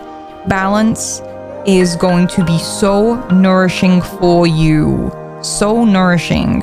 Another thing that you're going to benefit and gain when you start to learn these like soul lessons is the ability to actually observe. And this is to observe your states and to observe the different parts of yourself, observe the different pushes and pulls. And it's going to give you a moment to just kind of like gain a breather and gain perspective, because maybe this is why you struggle with balance and the ability to move and do things. And then this like helplessness and hopelessness is because you're not really looking at your life. You're not looking also at your inner world. Your inner dialogue is super important. You're not maybe noticing that right now. So observation, you're gonna have the gift of being able to observe, what is right for you, who is right for you, what makes you feel good, rather than making these decisions in either extreme state. You're going to be more in like the center, which is a really good thing. And this is also transformation as well. There's going to be huge transformations. I also feel like a lot of empowerment and strength. And I do feel like I'm really drawn to this rainbow and how it like embodies all of the colors. And I just feel like it's gonna you're gonna be in a place where you can embody everything. You can be creative and friendly. You can have all that you want out of life. You can have it all. You'll embody all of it, but without it taking away from the fullness of who you are. And you can embrace the different personalities and the different modes and the different sides of yourself without losing your core identity. So we have some more cards to go into this soul lesson stuff, and I think this is going to kind of like, you know, just help you understand this more. So we have surrender frustration, surrender low self-esteem, and surrender stress. So surrendering frustration says frustration doesn't open any doors. The key to resolving a dilemma or dissolving a block is to take a breath and center yourself so that you may approach the situation more calmly. And I think this is kind of makes me feel like this applies to a lot of this about, you know, having that observation of like taking a step back, taking a breath and saying, how can I regroup in myself so that I can approach this situation in a way that serves me it serves my future self, especially when you're less emotional. Because I feel like these two cards kind of worry me a little bit. And I feel like sometimes maybe you act out of frustration or stress. Like you say yes to things when you're stressed, or you, I don't know, say no to things that you like because you're stressed. So knowing how to reapproach a situation more calmly is really important, pile 3, especially when it comes to you moving in the right direction. Whether that's, whatever area of life that is, this is your soul's lessons, and that manifests in so many different ways. The next card is surrender low self-esteem. You deserve success, love, and abundance. Set an intention to identify and release any remnants of low self-esteem. And I think this lack of balance that you've been having, it does give you low self-esteem, because when you feel like trash, you're like, this sucks, this is fucking whack, oh my god, I hate this, like, this sucks, but. And on the other side of things, when you do really well, there's a part where it's like, there is a resistance where, like, when you do well, you don't really let it in. Like, it feels like there's a conflict still. And just generally, when you are going through like a lot of extremes, like I feel like your self-esteem also goes through extremes. So I'm kind of hearing a message of like, when you set an intention to identify and release any remnants of low self-esteem, this is saying to like work on like daily, weekly, regularly is in balance, regularly. Work on these low self-esteem issues that you have. Don't wait till you're hitting these rock bottoms. Don't wait until you, I don't know, like are feeling like helpless or hopeless. And maybe some of your helpless and hopelessness comes from a feeling of low self-esteem. And self-esteem is what you believe you deserve and how worthy you feel of things. And I do feel with pile 3, you guys have just had like, it's hard to put my finger on exactly because there's so many of you, but I just feel like you have been through like a lot of stuff and sometimes like accept the bare minimum of how you get treated. And then at other times, you also get really high standards of how you expect to be treated. And those expectations that end up causing like frustration and stress, like that is a defense because your self-esteem has been injured. And genuinely, and I think you need to cultivate and find this place in yourself, you deserve a balanced life. You deserve balanced friendships. People are going to be there for you some days, and some days they're not. And you deserve to feel good about yourself most days. Yeah, you might not be Jesus. You might not be able to walk on water. You might not be able to do anything crazy. And that's okay. Like, there is a real, genuine realization here that there's always going to be people that are better than you, that are amazing at things, that can pick something up and just nail it in one. But there are also people that cannot do anything like that. People that will never be able to know what you know, learn what you learn, have what you have. Nobody in this world laughs like you, thinks like you. There might be people who are similar, but there's no one who is an exact copy of you. You are 1 in a billionth chance of existing, and that is part of this balance. Because it's not just us who is 1 in a billion, everyone is. And that's how it balances out. So sometimes you might balance your low self-esteem with comparison to other people in a negative way.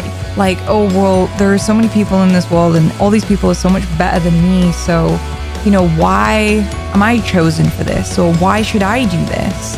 And it's because of the reasons that you look at everyone else's greatness. Because that same greatness is in you in different ways, and you're learning to see that in yourself, okay? And yes, life is in balance, like we can't always have the extremes of what we want. And you'll find as well, there is nothing to be ashamed of those extremes. They're very animalistic, primal desires that have been socially conditioned out of us.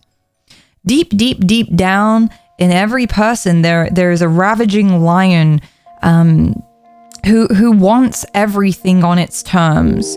It wants love and money and all of its desires and needs met without having to give an ounce back.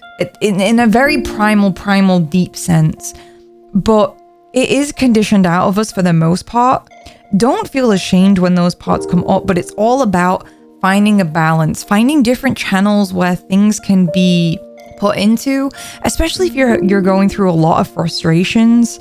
Finding like creative avenues as well to push that into, so that you don't end up attacking your life and the good things and then suffering with low self-esteem for those choices. I'm hoping this makes sense because I'm really just channeling right now. I'm like, oh, I don't know what I'm being said, but thank you. I hope this makes sense. And surrender to stress, it says, take a few deep breaths and exhale the tension that you have built up in your body. Let the stress go as you come back to your center. Pile 3, you are learning really hard right now the art of centering. There are two cards about centering and regrouping. And some of this, struggle to center might be because of how much stress you hold. So take note of these, practices like deep belly breathing, long sighs where you just let it all the fuck go, because you really need that. You really need that, especially for your soul to be at its optimum. Oh my gosh. These cards, man. Whoa, that's interesting. Okay, so we have the card of easy does it. It says there is no need to hurry or force things to happen. Everything is occurring in perfect timing. I think you really need to remember this to help you to balance, because maybe part of this struggle with how much stress you put yourself through, how frustrated you get, and how imbalanced your life gets is because you feel like you need to hurry. You feel like you have something to prove, or there's not enough time. And when you feel like that, that is exactly when you need to meditate the most. That's those moments where you need to de-stress and let go the most, because that's fear. Fear is going to be driving you, and you'll stress yourself out. You'll do things in a rush. You won't do yourself justice. You won't do your gifts justice. You won't do your relationships justice. So take it easy. Everything is happening in perfect timing. All of this life that you're trying to build for yourself, it is happening in perfect timing. The next card we have is very interesting because we have past life. This situation involves your past life memories. Let me just try and get this in focus. This situation involves your past life memories. So I would recommend, I know I do past life clearing for people, putting things into place with people. Sorry, I'm tripping over my words. Some of you, these issues are beyond this life. Some of these frustrations and emotions and ways of being goes beyond this life, and it's something that's been caused by previous lives. Maybe you had a situation in a past life where you were put in a situation where you had to do something, or you were gonna die, or you had to be productive, or you were gonna die. Understand that this isn't happening right now. Maybe you can spend some time meditating. You'll know the themes that you feel on these the most. I know we've touched on a few, but maybe take one of these things like, okay, why do I just feel so stressed all the time? Why do I feel like I need to get things done right now? I'm gonna sit, I'm gonna take some time, I'm gonna ask, my guides and my previous lives, what do I need to see? What do I need to know? What can I heal about this? What can be understood about this? And understand too, and coming to the understanding that that's not who you have to be now. That's not what your life is now. And this might have to do directly with low self-esteem. You may be fairly attractive and fairly successful, but still have a crippling low self-esteem. Those are usually the things that come from prior lives. The next card is sensitivity. It says you are becoming increasingly sensitive.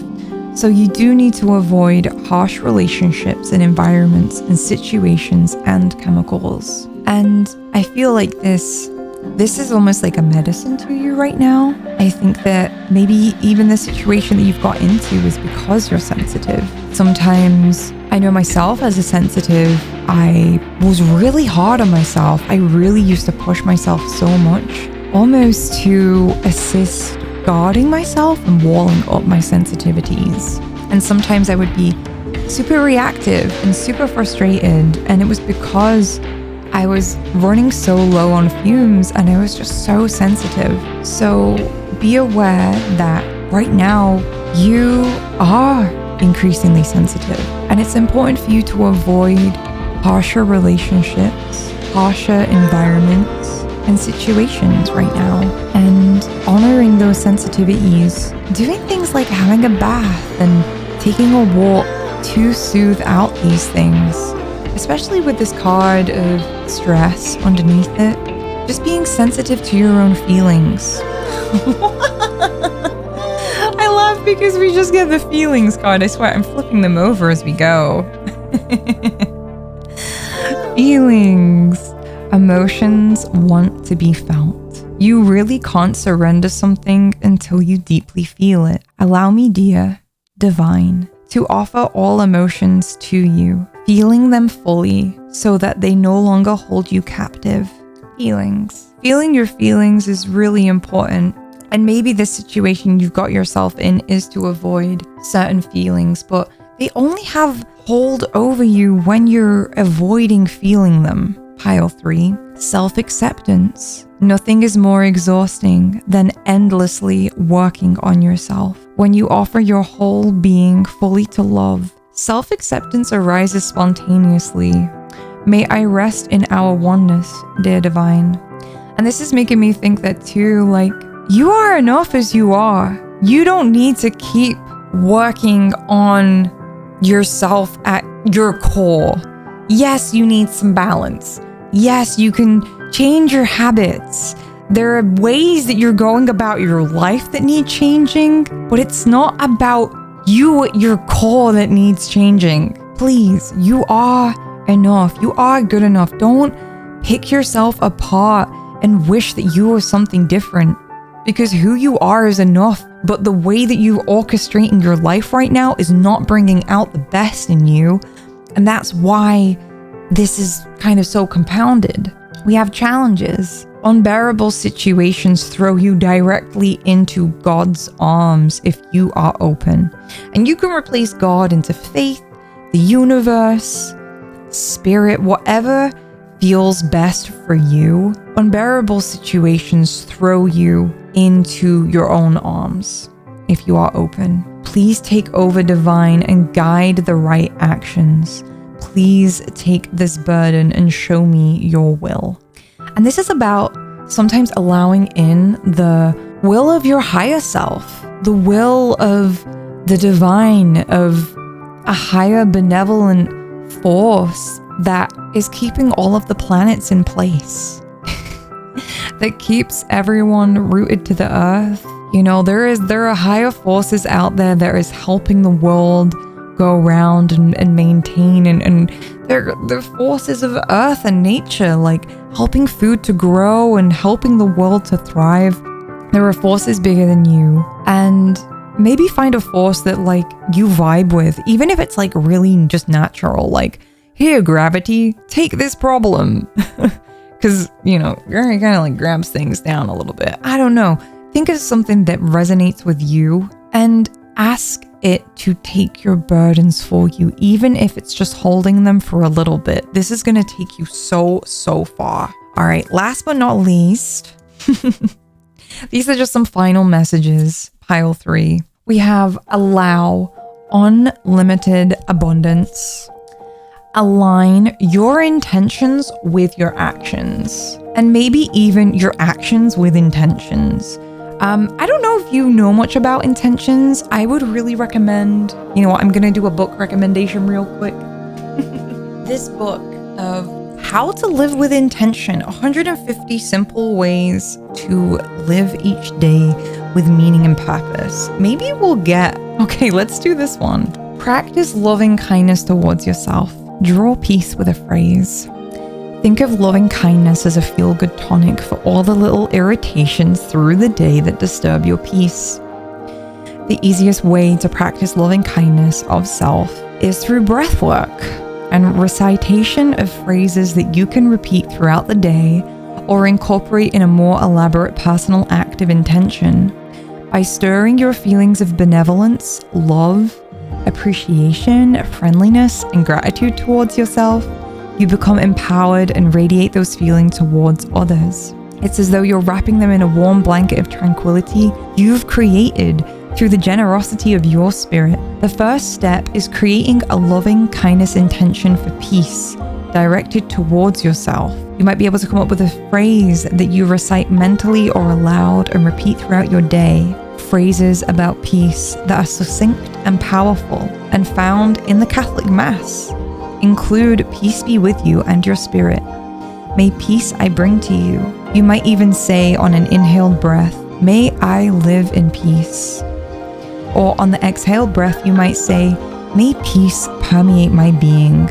Use myrrh in aromatherapy in a diffuser or in a warm wax burner, and link your chosen phrase with a scent that will always remind you to recite those words. And this book goes into a lot about intention and how to set intentions. From your morning wake up to your evening wind down, every day offers potential for peaceful moments for reflection. Feed your mind, body, and soul as you learn to live with intention. And for me personally, like before I do this reading, I'm like, okay, I intend to align with the highest powers that I can to empower you in the best way that I can, so that I'm creating a space here of healing and guidance and hope. And I intend to provide hope and guidance that is nourishing and life-giving and creative. So ask yourself, what do you intend? Maybe when you start your day, a great one is, I intend to have a good day. I intend to appreciate myself a little bit more today. I intend to be really present as I listen to the rest of Pisces Pixie's reading. I intend to, and you can do these silently to yourself. When you're hanging out with a friend, if you notice yourself drifting off and not being present, you can say, okay, I intend to be present with my friend and connect with them in a way that is fulfilling to both of us. And just watch what happens. You'll feel like a small shift, and just watch yourself be intentional.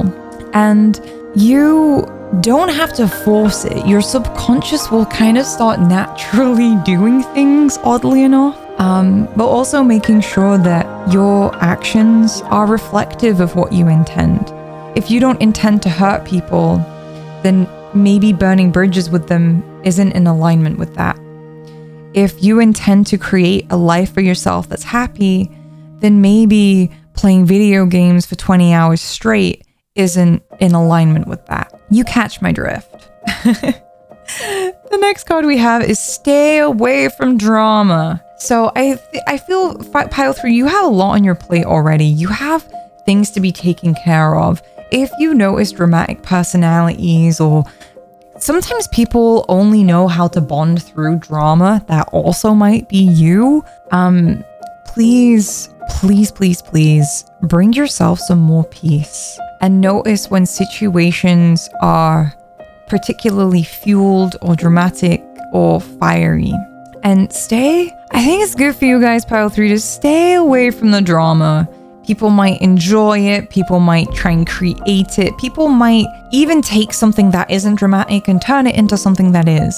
Stay away from it. You don't want to be robbed of your peace. Asking for help does not make you weak. Create your own happiness. Pile 3.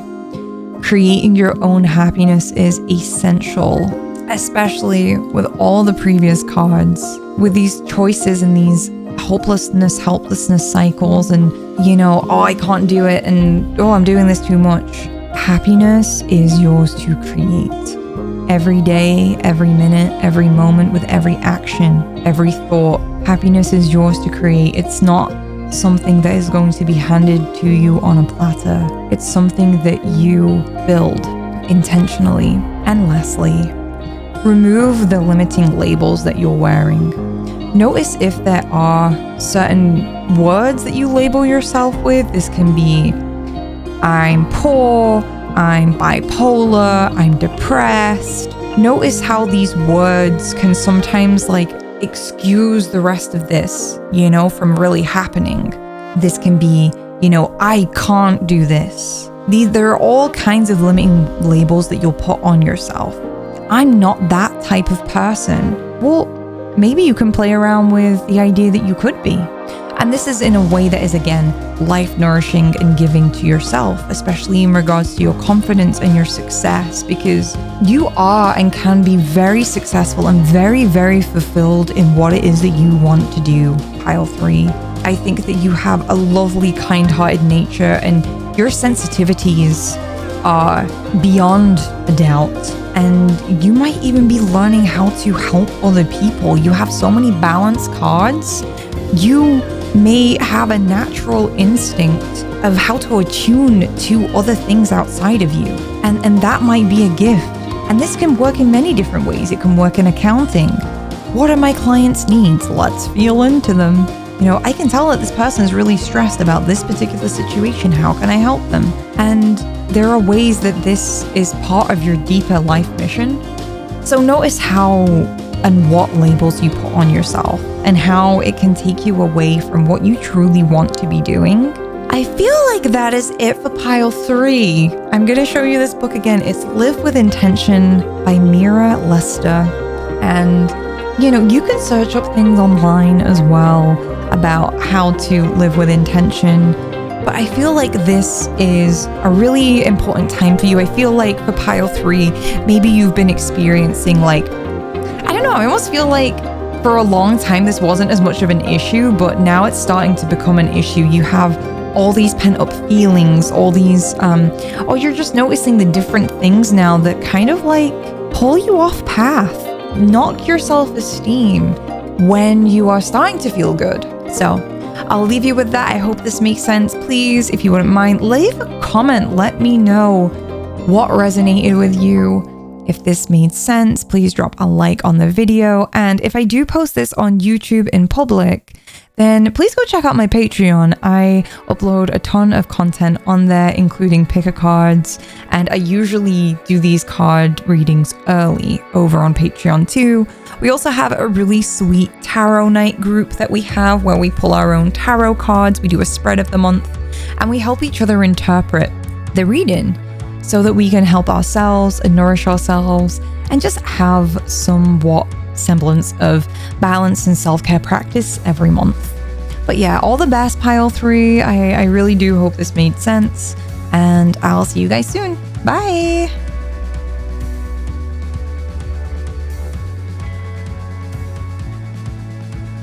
Yo, what's up, pile 4? I hope you guys are doing good. This is a fascinating one, and I'm very interested about getting into your guys' cards, because one of the first messages I was getting was that your guys' soul lesson right now is to learn how to be secure in yourself and be your weird, wild, wonderful self without being so worried, guarded, defensive about people who are going to infiltrate that or side eye that. I can't help but notice how beautiful the lady in the middle is. She's really channeling the energy of the cosmos. She's connected to her vibe. She's found her place in the universe. And it feels like sometimes you get obsessive thoughts that people are gonna try and freaking rip the carpet from under your feet, or stab you in the back, or they're just waiting for you to fail. So your soul has this really deep guard it has around it, or it chooses to reserve itself, or there's just levels of insecurity, and you are reacting to that. But it's all kind of in your head, almost. We'll go a little bit more into it in a bit.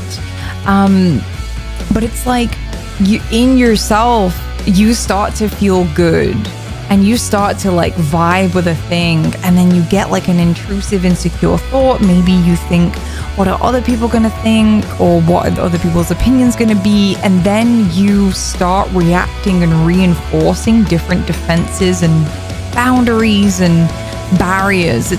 Boundaries is kind of like a good thing nowadays, right? Like boundaries are a good thing. So boundaries are probably not the best word, because I think you need to set boundaries on the intrusive element of this. But it feels more like insecure defenses, and it's like a preparation.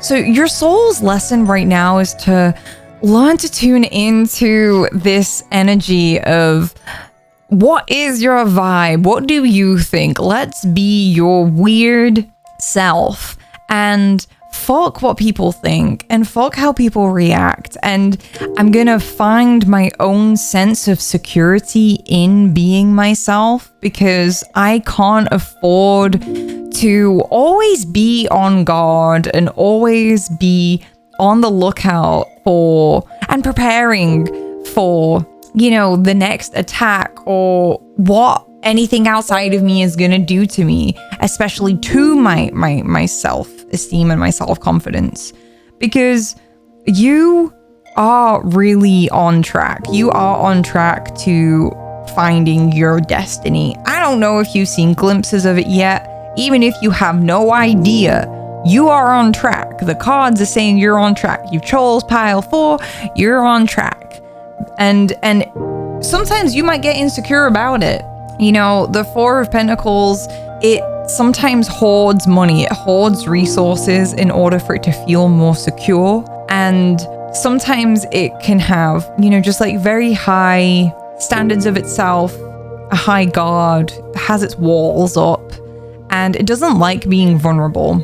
And it feels like, I don't know, like sometimes maybe you don't believe in yourself because there isn't enough evidence. You know, the 4 of Pentacles is a card of Capricorn, and like sometimes it can be judgmental. Like, I want to see the proof before I let myself shine.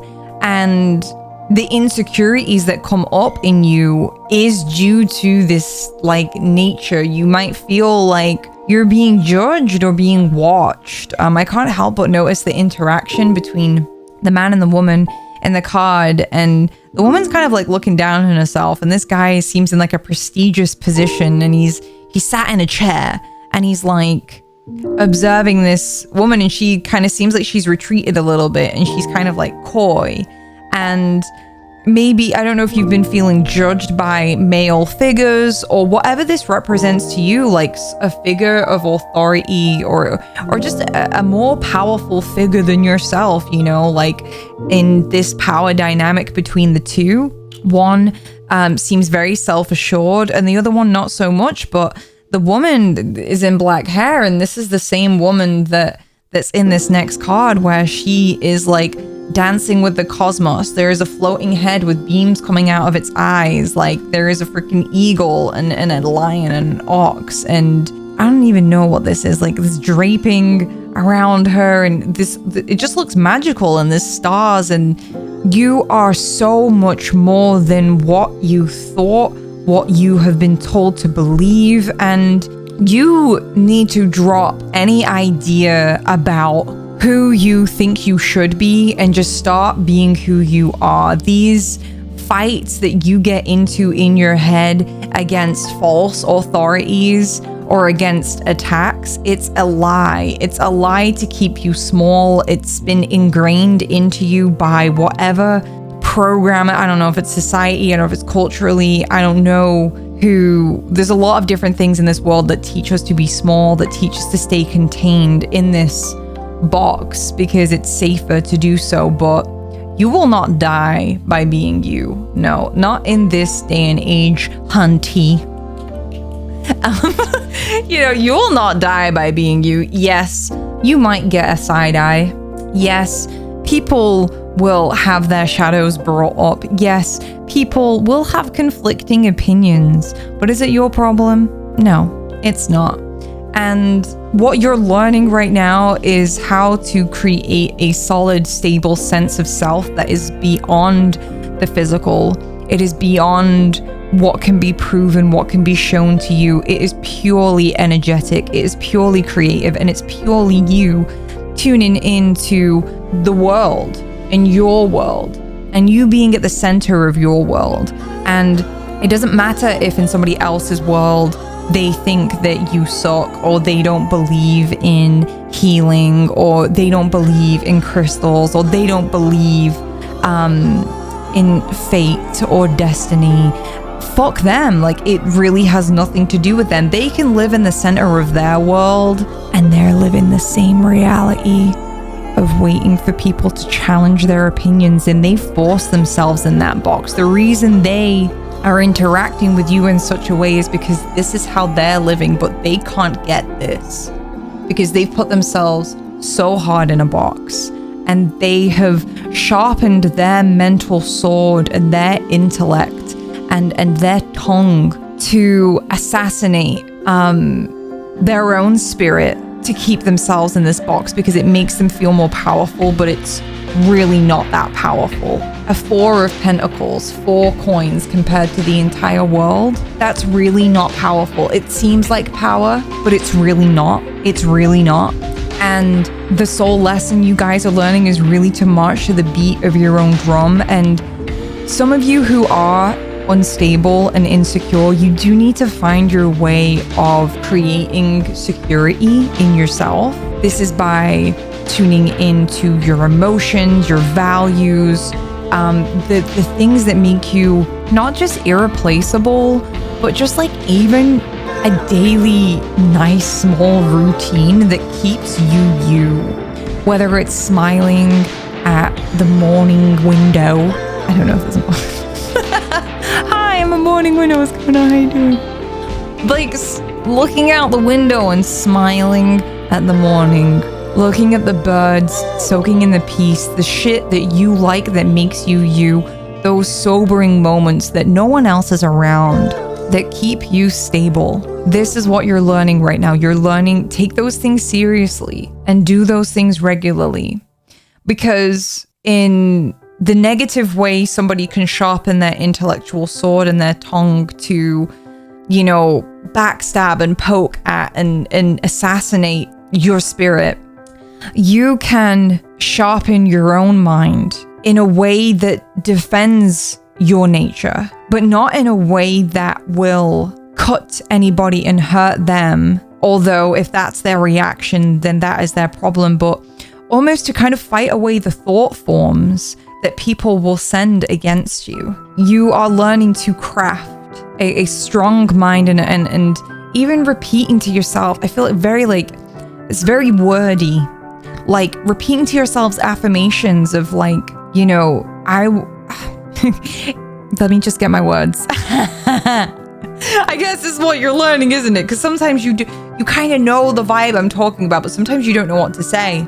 So you're learning your words. You're learning almost, I feel like there's like a practicing of like what to say in order to defend your own spirit, but not from an insecure way, but from a prepared way, from I'm mentally prepared. Like my mental game is strong in the pursuit of my destiny, so that these attackers that will, you know, social media people will call them haters, you know, like haters gonna hate, like you're gonna have like a good mental argument that kind of like diffuses and kind of like cuts the drama away from accusations or things that people throw at you, or thoughts that people throw at you, or thoughts that you throw at yourself. I think you're catching my drift. And repeating affirmations to yourself, like, I am smart and intelligent and I will protect the sanctity of my spirit. I believe what I believe and other people are allowed to believe what they want to believe. I believe in things that nourish my spirit and other people can believe what nourishes their spirit. This is like disarming. That's the word I was looking for. Like statements and affirmations that you repeat to yourself that are sound of mind and logically check out, but also kind of disarm enemies. But the point is that you don't need to be overly stressed and arguing with yourself into a place of security. Like you don't want to go from there. You don't want to go from there. And really what you're when you learn these things, You are going to feel so much more confident. We got the Queen of Wands. This is self-assured. And she doesn't really care like what anyone else thinks. You know, like the King of Wands is a bit different. Like the King of Wands has a bit of an ego and like he'll act really confident, but if somebody kind of like undermines him, it gets under his skin. The Queen of Wands doesn't give a shit. She knows where she's been. She knows what she's been through. She has been through her experiences. Her experiences solidify her. Her experiences give her confidence. The things that she's gone through, the things that she's grown through, grant her wisdom that no one else can take away from her, no matter if they have directly opposing evidence that shuts her, that tries to shut her down. Like, she's strong in her convictions, but she's also very, when she doesn't have a resting bitch face, she's very warm and she's very intelligent. And she's very glad to share the gifts and the things that she knows if it's respected. The other thing that you'll be learning from this, and well, that what you'll take away from when you learn these things, when you learn these soul lessons, it is to learn how to be unfazed. We have the Prince of Pentacles. He has his arms folded. He's just like, who are you? I don't care. Arms crossed is a very like, no, I'm okay. I'm doing my own thing. And there's also a sense of respect. You're respecting yourself. You're respecting what you do. There's also a very committed aura as well. It's very grounded. The Prince of Swords, the people that are trying to come at you, it's all mental games. You know, it's all mental. It's all about the intellect. But this is just very, very grounded and sure of themselves. And you know where your goals are. You know what you stand for. You know what flag you're waving. You know what you represent, and that is for peace, that is for love, that is for healing, and it's for yourself, and it's for the things you stand for. And you can, I'm not going to tell you those things. You can tell yourself those things. Okay, sorry, I'm going on a big rant. But this is where your soul is learning right now. We have surrender defensiveness. Defensiveness is a sign of weakness. To communicate in a more empowered way, stay centered and hear someone out, and then offer a clear, non-defensive response. It's super important right now, Pile 4, for you guys to drop this defensiveness. Like, when you're getting defensive, it shows that you're insecure about your stance. I repeat myself. When you're getting defensive, it shows that you're insecure about where you're at and about your stance. I feel like a lot of your soul lessons right now is to understand your stance. And this is like, it's like your stance on life. Where do you stand? What do you believe? What matters to you? And people will have their other differing opinions, and they can exist without it being a war on you. Surrender your attachment to results. The formula for success is to do all you can to make things happen and then let go of the results. Holding on too tightly to a desired outcome can sabotage it. And that's funny because that's about the spirit thing. Because I feel like sometimes you get in tune with this cosmos vibe, you know, your spirit, and then you lose it. You become too focused and too attached to what it's gonna look like when you're living your life in this lane, or what it means to be living this way, because sometimes it is gonna be this like all embodying, all embracing, you know, like titties out, healing stuff, like, you know what I mean, like showing up, standing out, doing the thing. And then other times it's laying on the sofa playing Stardew Valley and eating some food while you regain and replenish your energy. And I also think too, like, maybe this is also about these mental arguments that you create. I think some of these things that you argue about in your head is to get a certain result. Or maybe you're spending a lot of time stressing and using a lot of your energy about how to get a certain result from people. You know, maybe if I'm a little bit nicer, maybe if I hide the left titty and just show the right titty, maybe, you know, they'll support me more. Maybe they'll like me. Maybe I'll apologize. Maybe I won't apologize. Maybe if I set a boundary, maybe if I just ignore them. I feel that a lot of your energy is trying to figure out and gain a result. You might not realize the extent of this just yet, But a lot of the ways that you're stressing yourself out and that you're using your mental and soul energy is to get a particular result.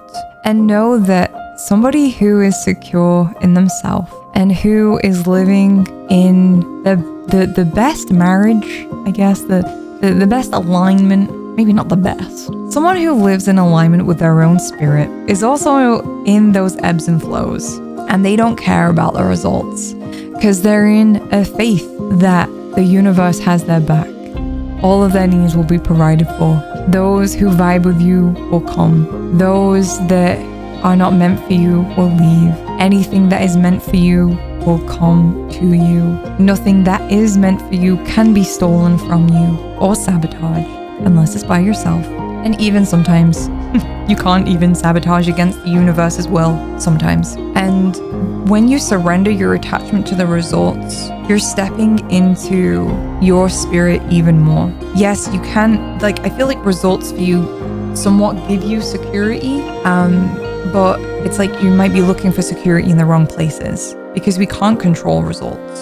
The last card of the surrender is surrender to effortlessness.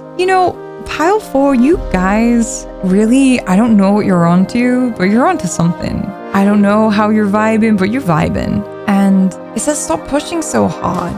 The art of living means to go with the flow instead of trying to force the river. And there's a few elements of forcing here with the results and defensiveness. Let bygones be bygones, baby. You're secure enough in yourself to let go of that stuff. Surrender to effortlessness. Just eat the bounty of who you are. Eat it all up. It doesn't need to be a fight. You don't need to convert anyone into the liking you.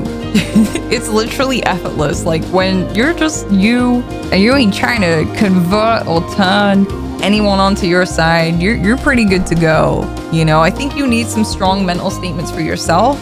I think you need to learn to reassure yourself. That reassuring voice in yourself. I think that's a thing that you're learning to develop too right now. So that you can just enjoy this process. You can just enjoy this journey that you're on right now. We have Green Tara, start delegating, Kali, endings and beginnings, and Arakura, blossoming. So Green Tara says, ask others, including her, so you can ask Green Tara to help you. Instead of trying to do everything yourself. So you don't have to figure all of this out yourself, especially when it comes to overcoming insecurity and defensiveness. Maybe you can ask your guides, you can ask parts of yourself, you can ask Green Tara to help you to let go of this defensiveness, to let go of these insecurities, and maybe even ask. Now, this is a bit of a niche one. This might only hit a few of you. But if some of you are overworking a lot because you don't trust that you can get help and other people can do things for you, I think that by you delegating tasks and asking, other people to help you with different things, even if it's just hey, I think you might have been somebody who went through a similar situation that I'm going through. What did you do about this thing? I like that kind of delegating, call in for more help. This is actually going to increase your security and your confidence levels because there's also this power in asking for help because it's hey, this is where I am. This is where I'm at and I need a hand. When you're trying so hard and you're trying to do everything by yourself, you just burn out and then you can't do stuff. And then you might look weak, because then you made an ass of yourself because there's plenty of people waiting around trying to help, but you just try to do it all yourself. Picture this. Picture a stubborn old man that's carrying lots of boxes up a stairway. You offer to help and he's like, no. I've got this. And then halfway up the stairs, he falls down and then all the boxes are broken and things are flying out anywhere. And the old man's just on the floor fuck. Now he feels like an asshole. Now he I'm hoping he asks for help, but now he feels like even more vulnerable and maybe even embarrassed asking for help. So don't be like the old man, you know, like when you need help, you know, like, say it and find the place in yourself that's secure enough to ask. Everyone deserves a little bit of a hand, you know, and also too, if you feel like you're having to defend yourself all the time, maybe delegate it to Google. This one's a weird one, but maybe you need to delegate things to Google. If someone's like, what does being non-binary mean? Explain yourself. Like while you're there, you know, vibing out, and you're just like, you know what? Go Google it. Go listen to a podcast. Go watch a YouTube video. I am not a walking, talking educator of my life choices. I'm living here. That is an example that's coming through. We have Kali, endings and beginnings. The old must be released so that the new can enter. I'm hearing a message here of maybe there are people in your life that you are trying to get to stay, that you're trying to win over, or even you might not even know these people, but you're trying to win them over for some reason. And this is just saying, like, allow endings to happen. Allow people to grow to dislike you. Allow people to leave. Allow people their free will choices to naturally orientate around the things that they feel drawn to. Let those things happen. Let yourself release those things, because it will be replaced.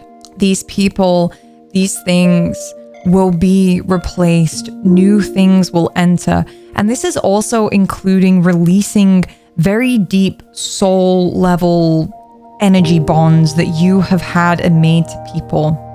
Even in the recalling of who is leaving your life and who has left your life, feel how much space in recalling that, like, that takes up.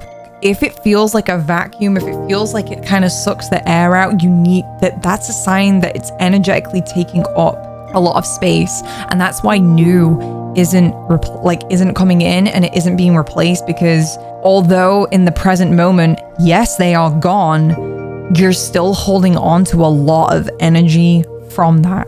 You can ask Kali to come in and help with that. One of my specialities is energetic clearings and helping people to let these things go, especially on an energetic level.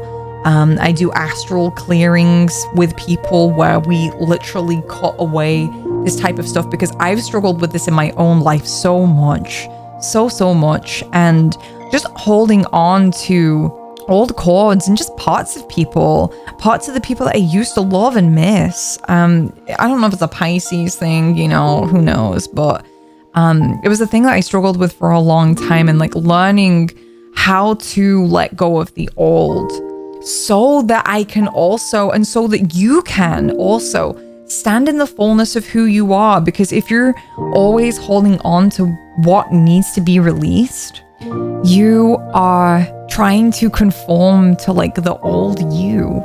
You're like a raisin inside of an apple, and you're like shriveling yourself up, even though you're the apple.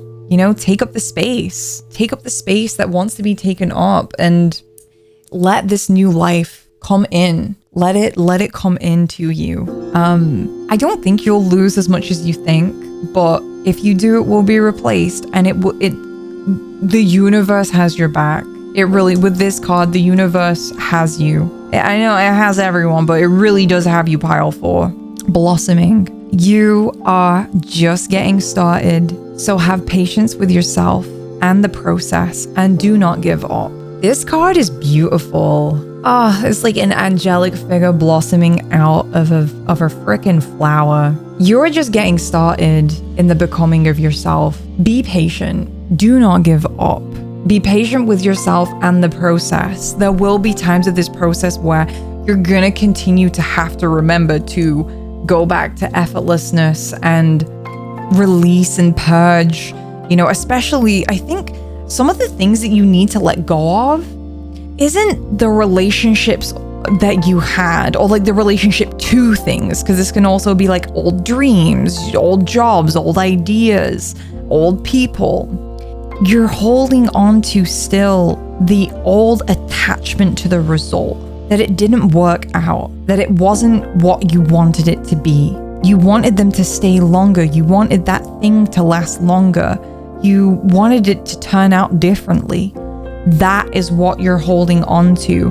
But you need to trust that anything that's leaving your life, it's not yours. If it's leaving, then it's not meant to be staying. If it comes back, well, then you get to have a double check if it's in alignment with you, if it left in the first place. Because some people, they struggle with endings. Some people, they're supposed to be leaving, but they struggle to. Maybe you have a beautiful energy and they don't trust their process and doubt themselves, and they shrink themselves into a raisin or fall back into old habits to stay around you. I've seen it before with myself.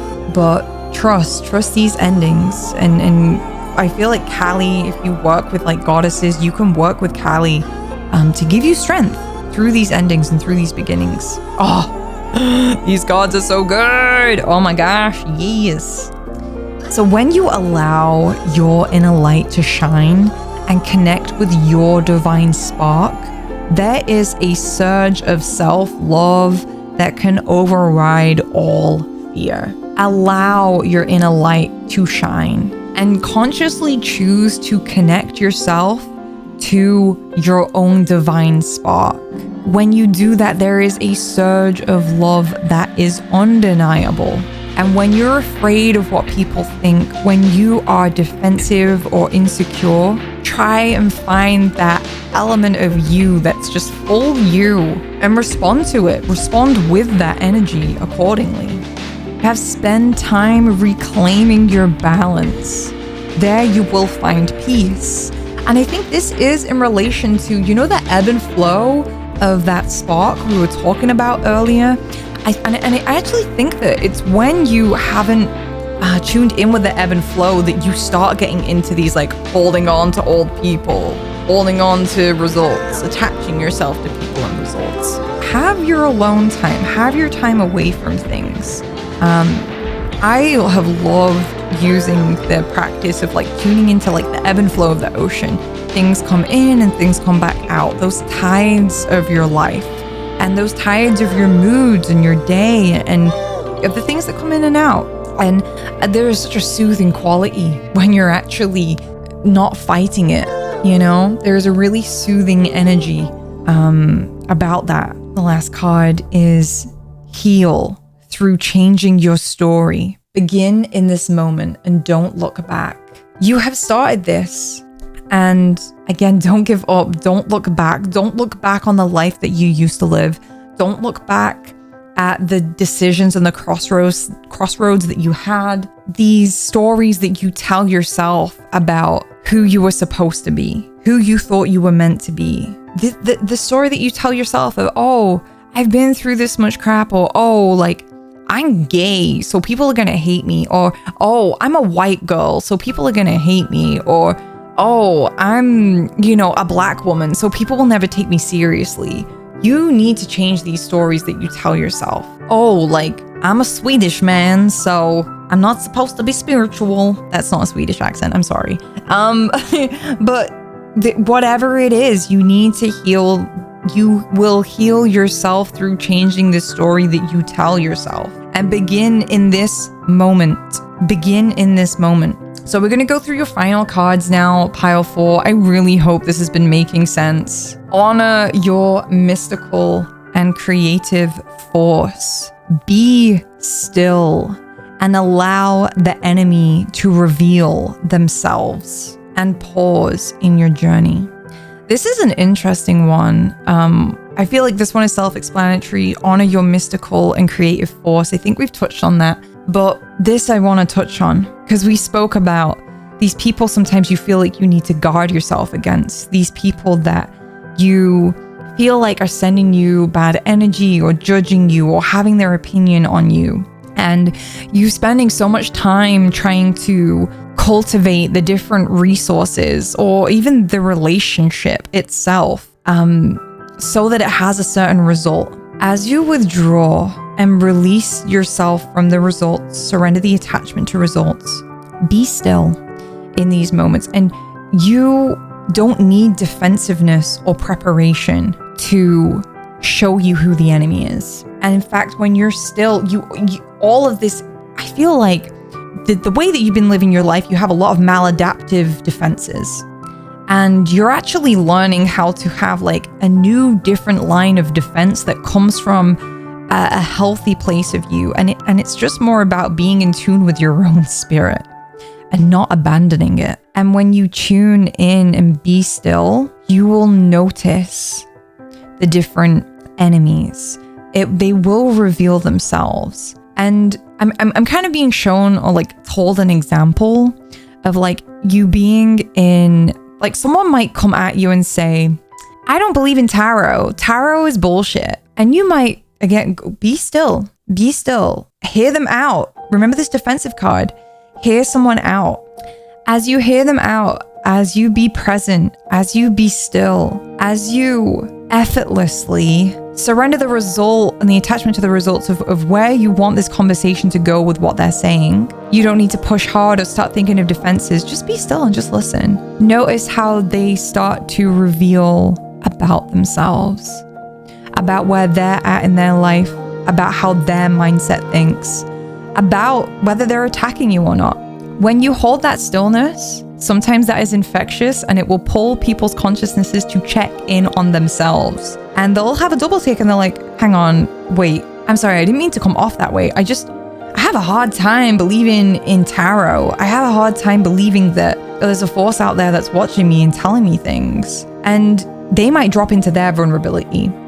Also though, by you being still, you might notice how more of their shadow comes out, and you might notice how they start to attack you more. And that will show you where to direct your energy, whether it's to refer them to Google or delegate them to a different place that is more appropriate for them to exist in life, whether that's somewhere away from you or maybe a place in your life that maybe it can exist. Who knows? Maybe when you've had something to eat, maybe when you're less stressed. Who knows? You'll know when you be still. But watch out for these like instant reactions, okay? And as you go through life, as you are generating your spirit and as you're walking that path, when you do slow down and when you're still, you will be shown different types of enemies too within your thought processes. What are the types of things that come up when you are still? Because I do think continually you'll be afraid to let things go. And I think that'll be the real enemy.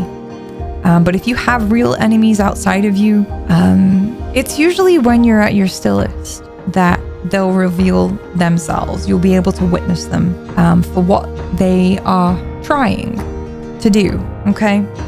The last card we have, pause in your journey. So this is a little bit of a tower moment. I think the old you and who you thought you were, you are kind of being split apart and stitched back together. There is a flower growing out of this guy's head, and this is like a flower of inspiration and new birth. And in the meaning of this card that I do feel drawn to read, so I am going to read the little segment on the book for this. Pause in your journey. So it says, when epoch is drawn, it might feel like life has been split down the middle. The corresponding card in traditional tarot is the Tower. This process can be traumatizing and painful, but all meaningful change comes after a time of great destruction, a clearing out of the old to make way for the new. Just like volcanoes and earthquakes will violently rock the planet to create new continents, cataclysmic and destructive events in our personal lives will bring us new opportunities for growth and evolution. The act of purging makes way for the eventual new path of action. However, a quiet period of breakdown and decay is also essential for regeneration and rebirth on every level, physical, mental, and spiritual. The man of epoch is torn asunder, but the flowers of inspiration are slowly blooming around him and within him as he pauses in his journey. Take peace and solace right now. Wait before your next move. New developments are ahead. A sign will appear, just like the bird poised on the man of Epoch's knee. It is drinking the nectar to pollinate. You and your life are growing. You are becoming.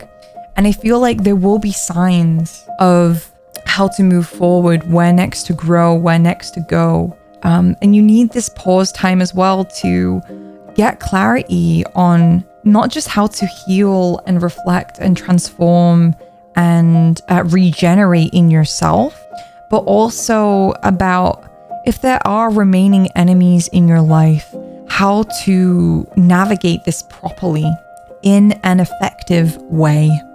But that's your soul lessons, pile 4. I hope this made sense. I really do. And thank you so much for your time. If you're watching this on Patreon, thank you for your support. If you're watching this on YouTube, then please feel free to leave a comment. Let me know what resonates. Please leave a like. I've put a lot of time and effort into this video because every single pile is drastically different. If you'd like to support my channel further and keep this space going, it helps me to create free content. Please go check out Patreon. I upload a ton of content on there, including picker cards and readings. And we also have a community tarot night where we all do a spread of the month and we discuss our findings and help each other process what we need. But yeah, thank you everyone. I appreciate your time and all the best in learning your soul lessons. Take care everyone. Bye-bye.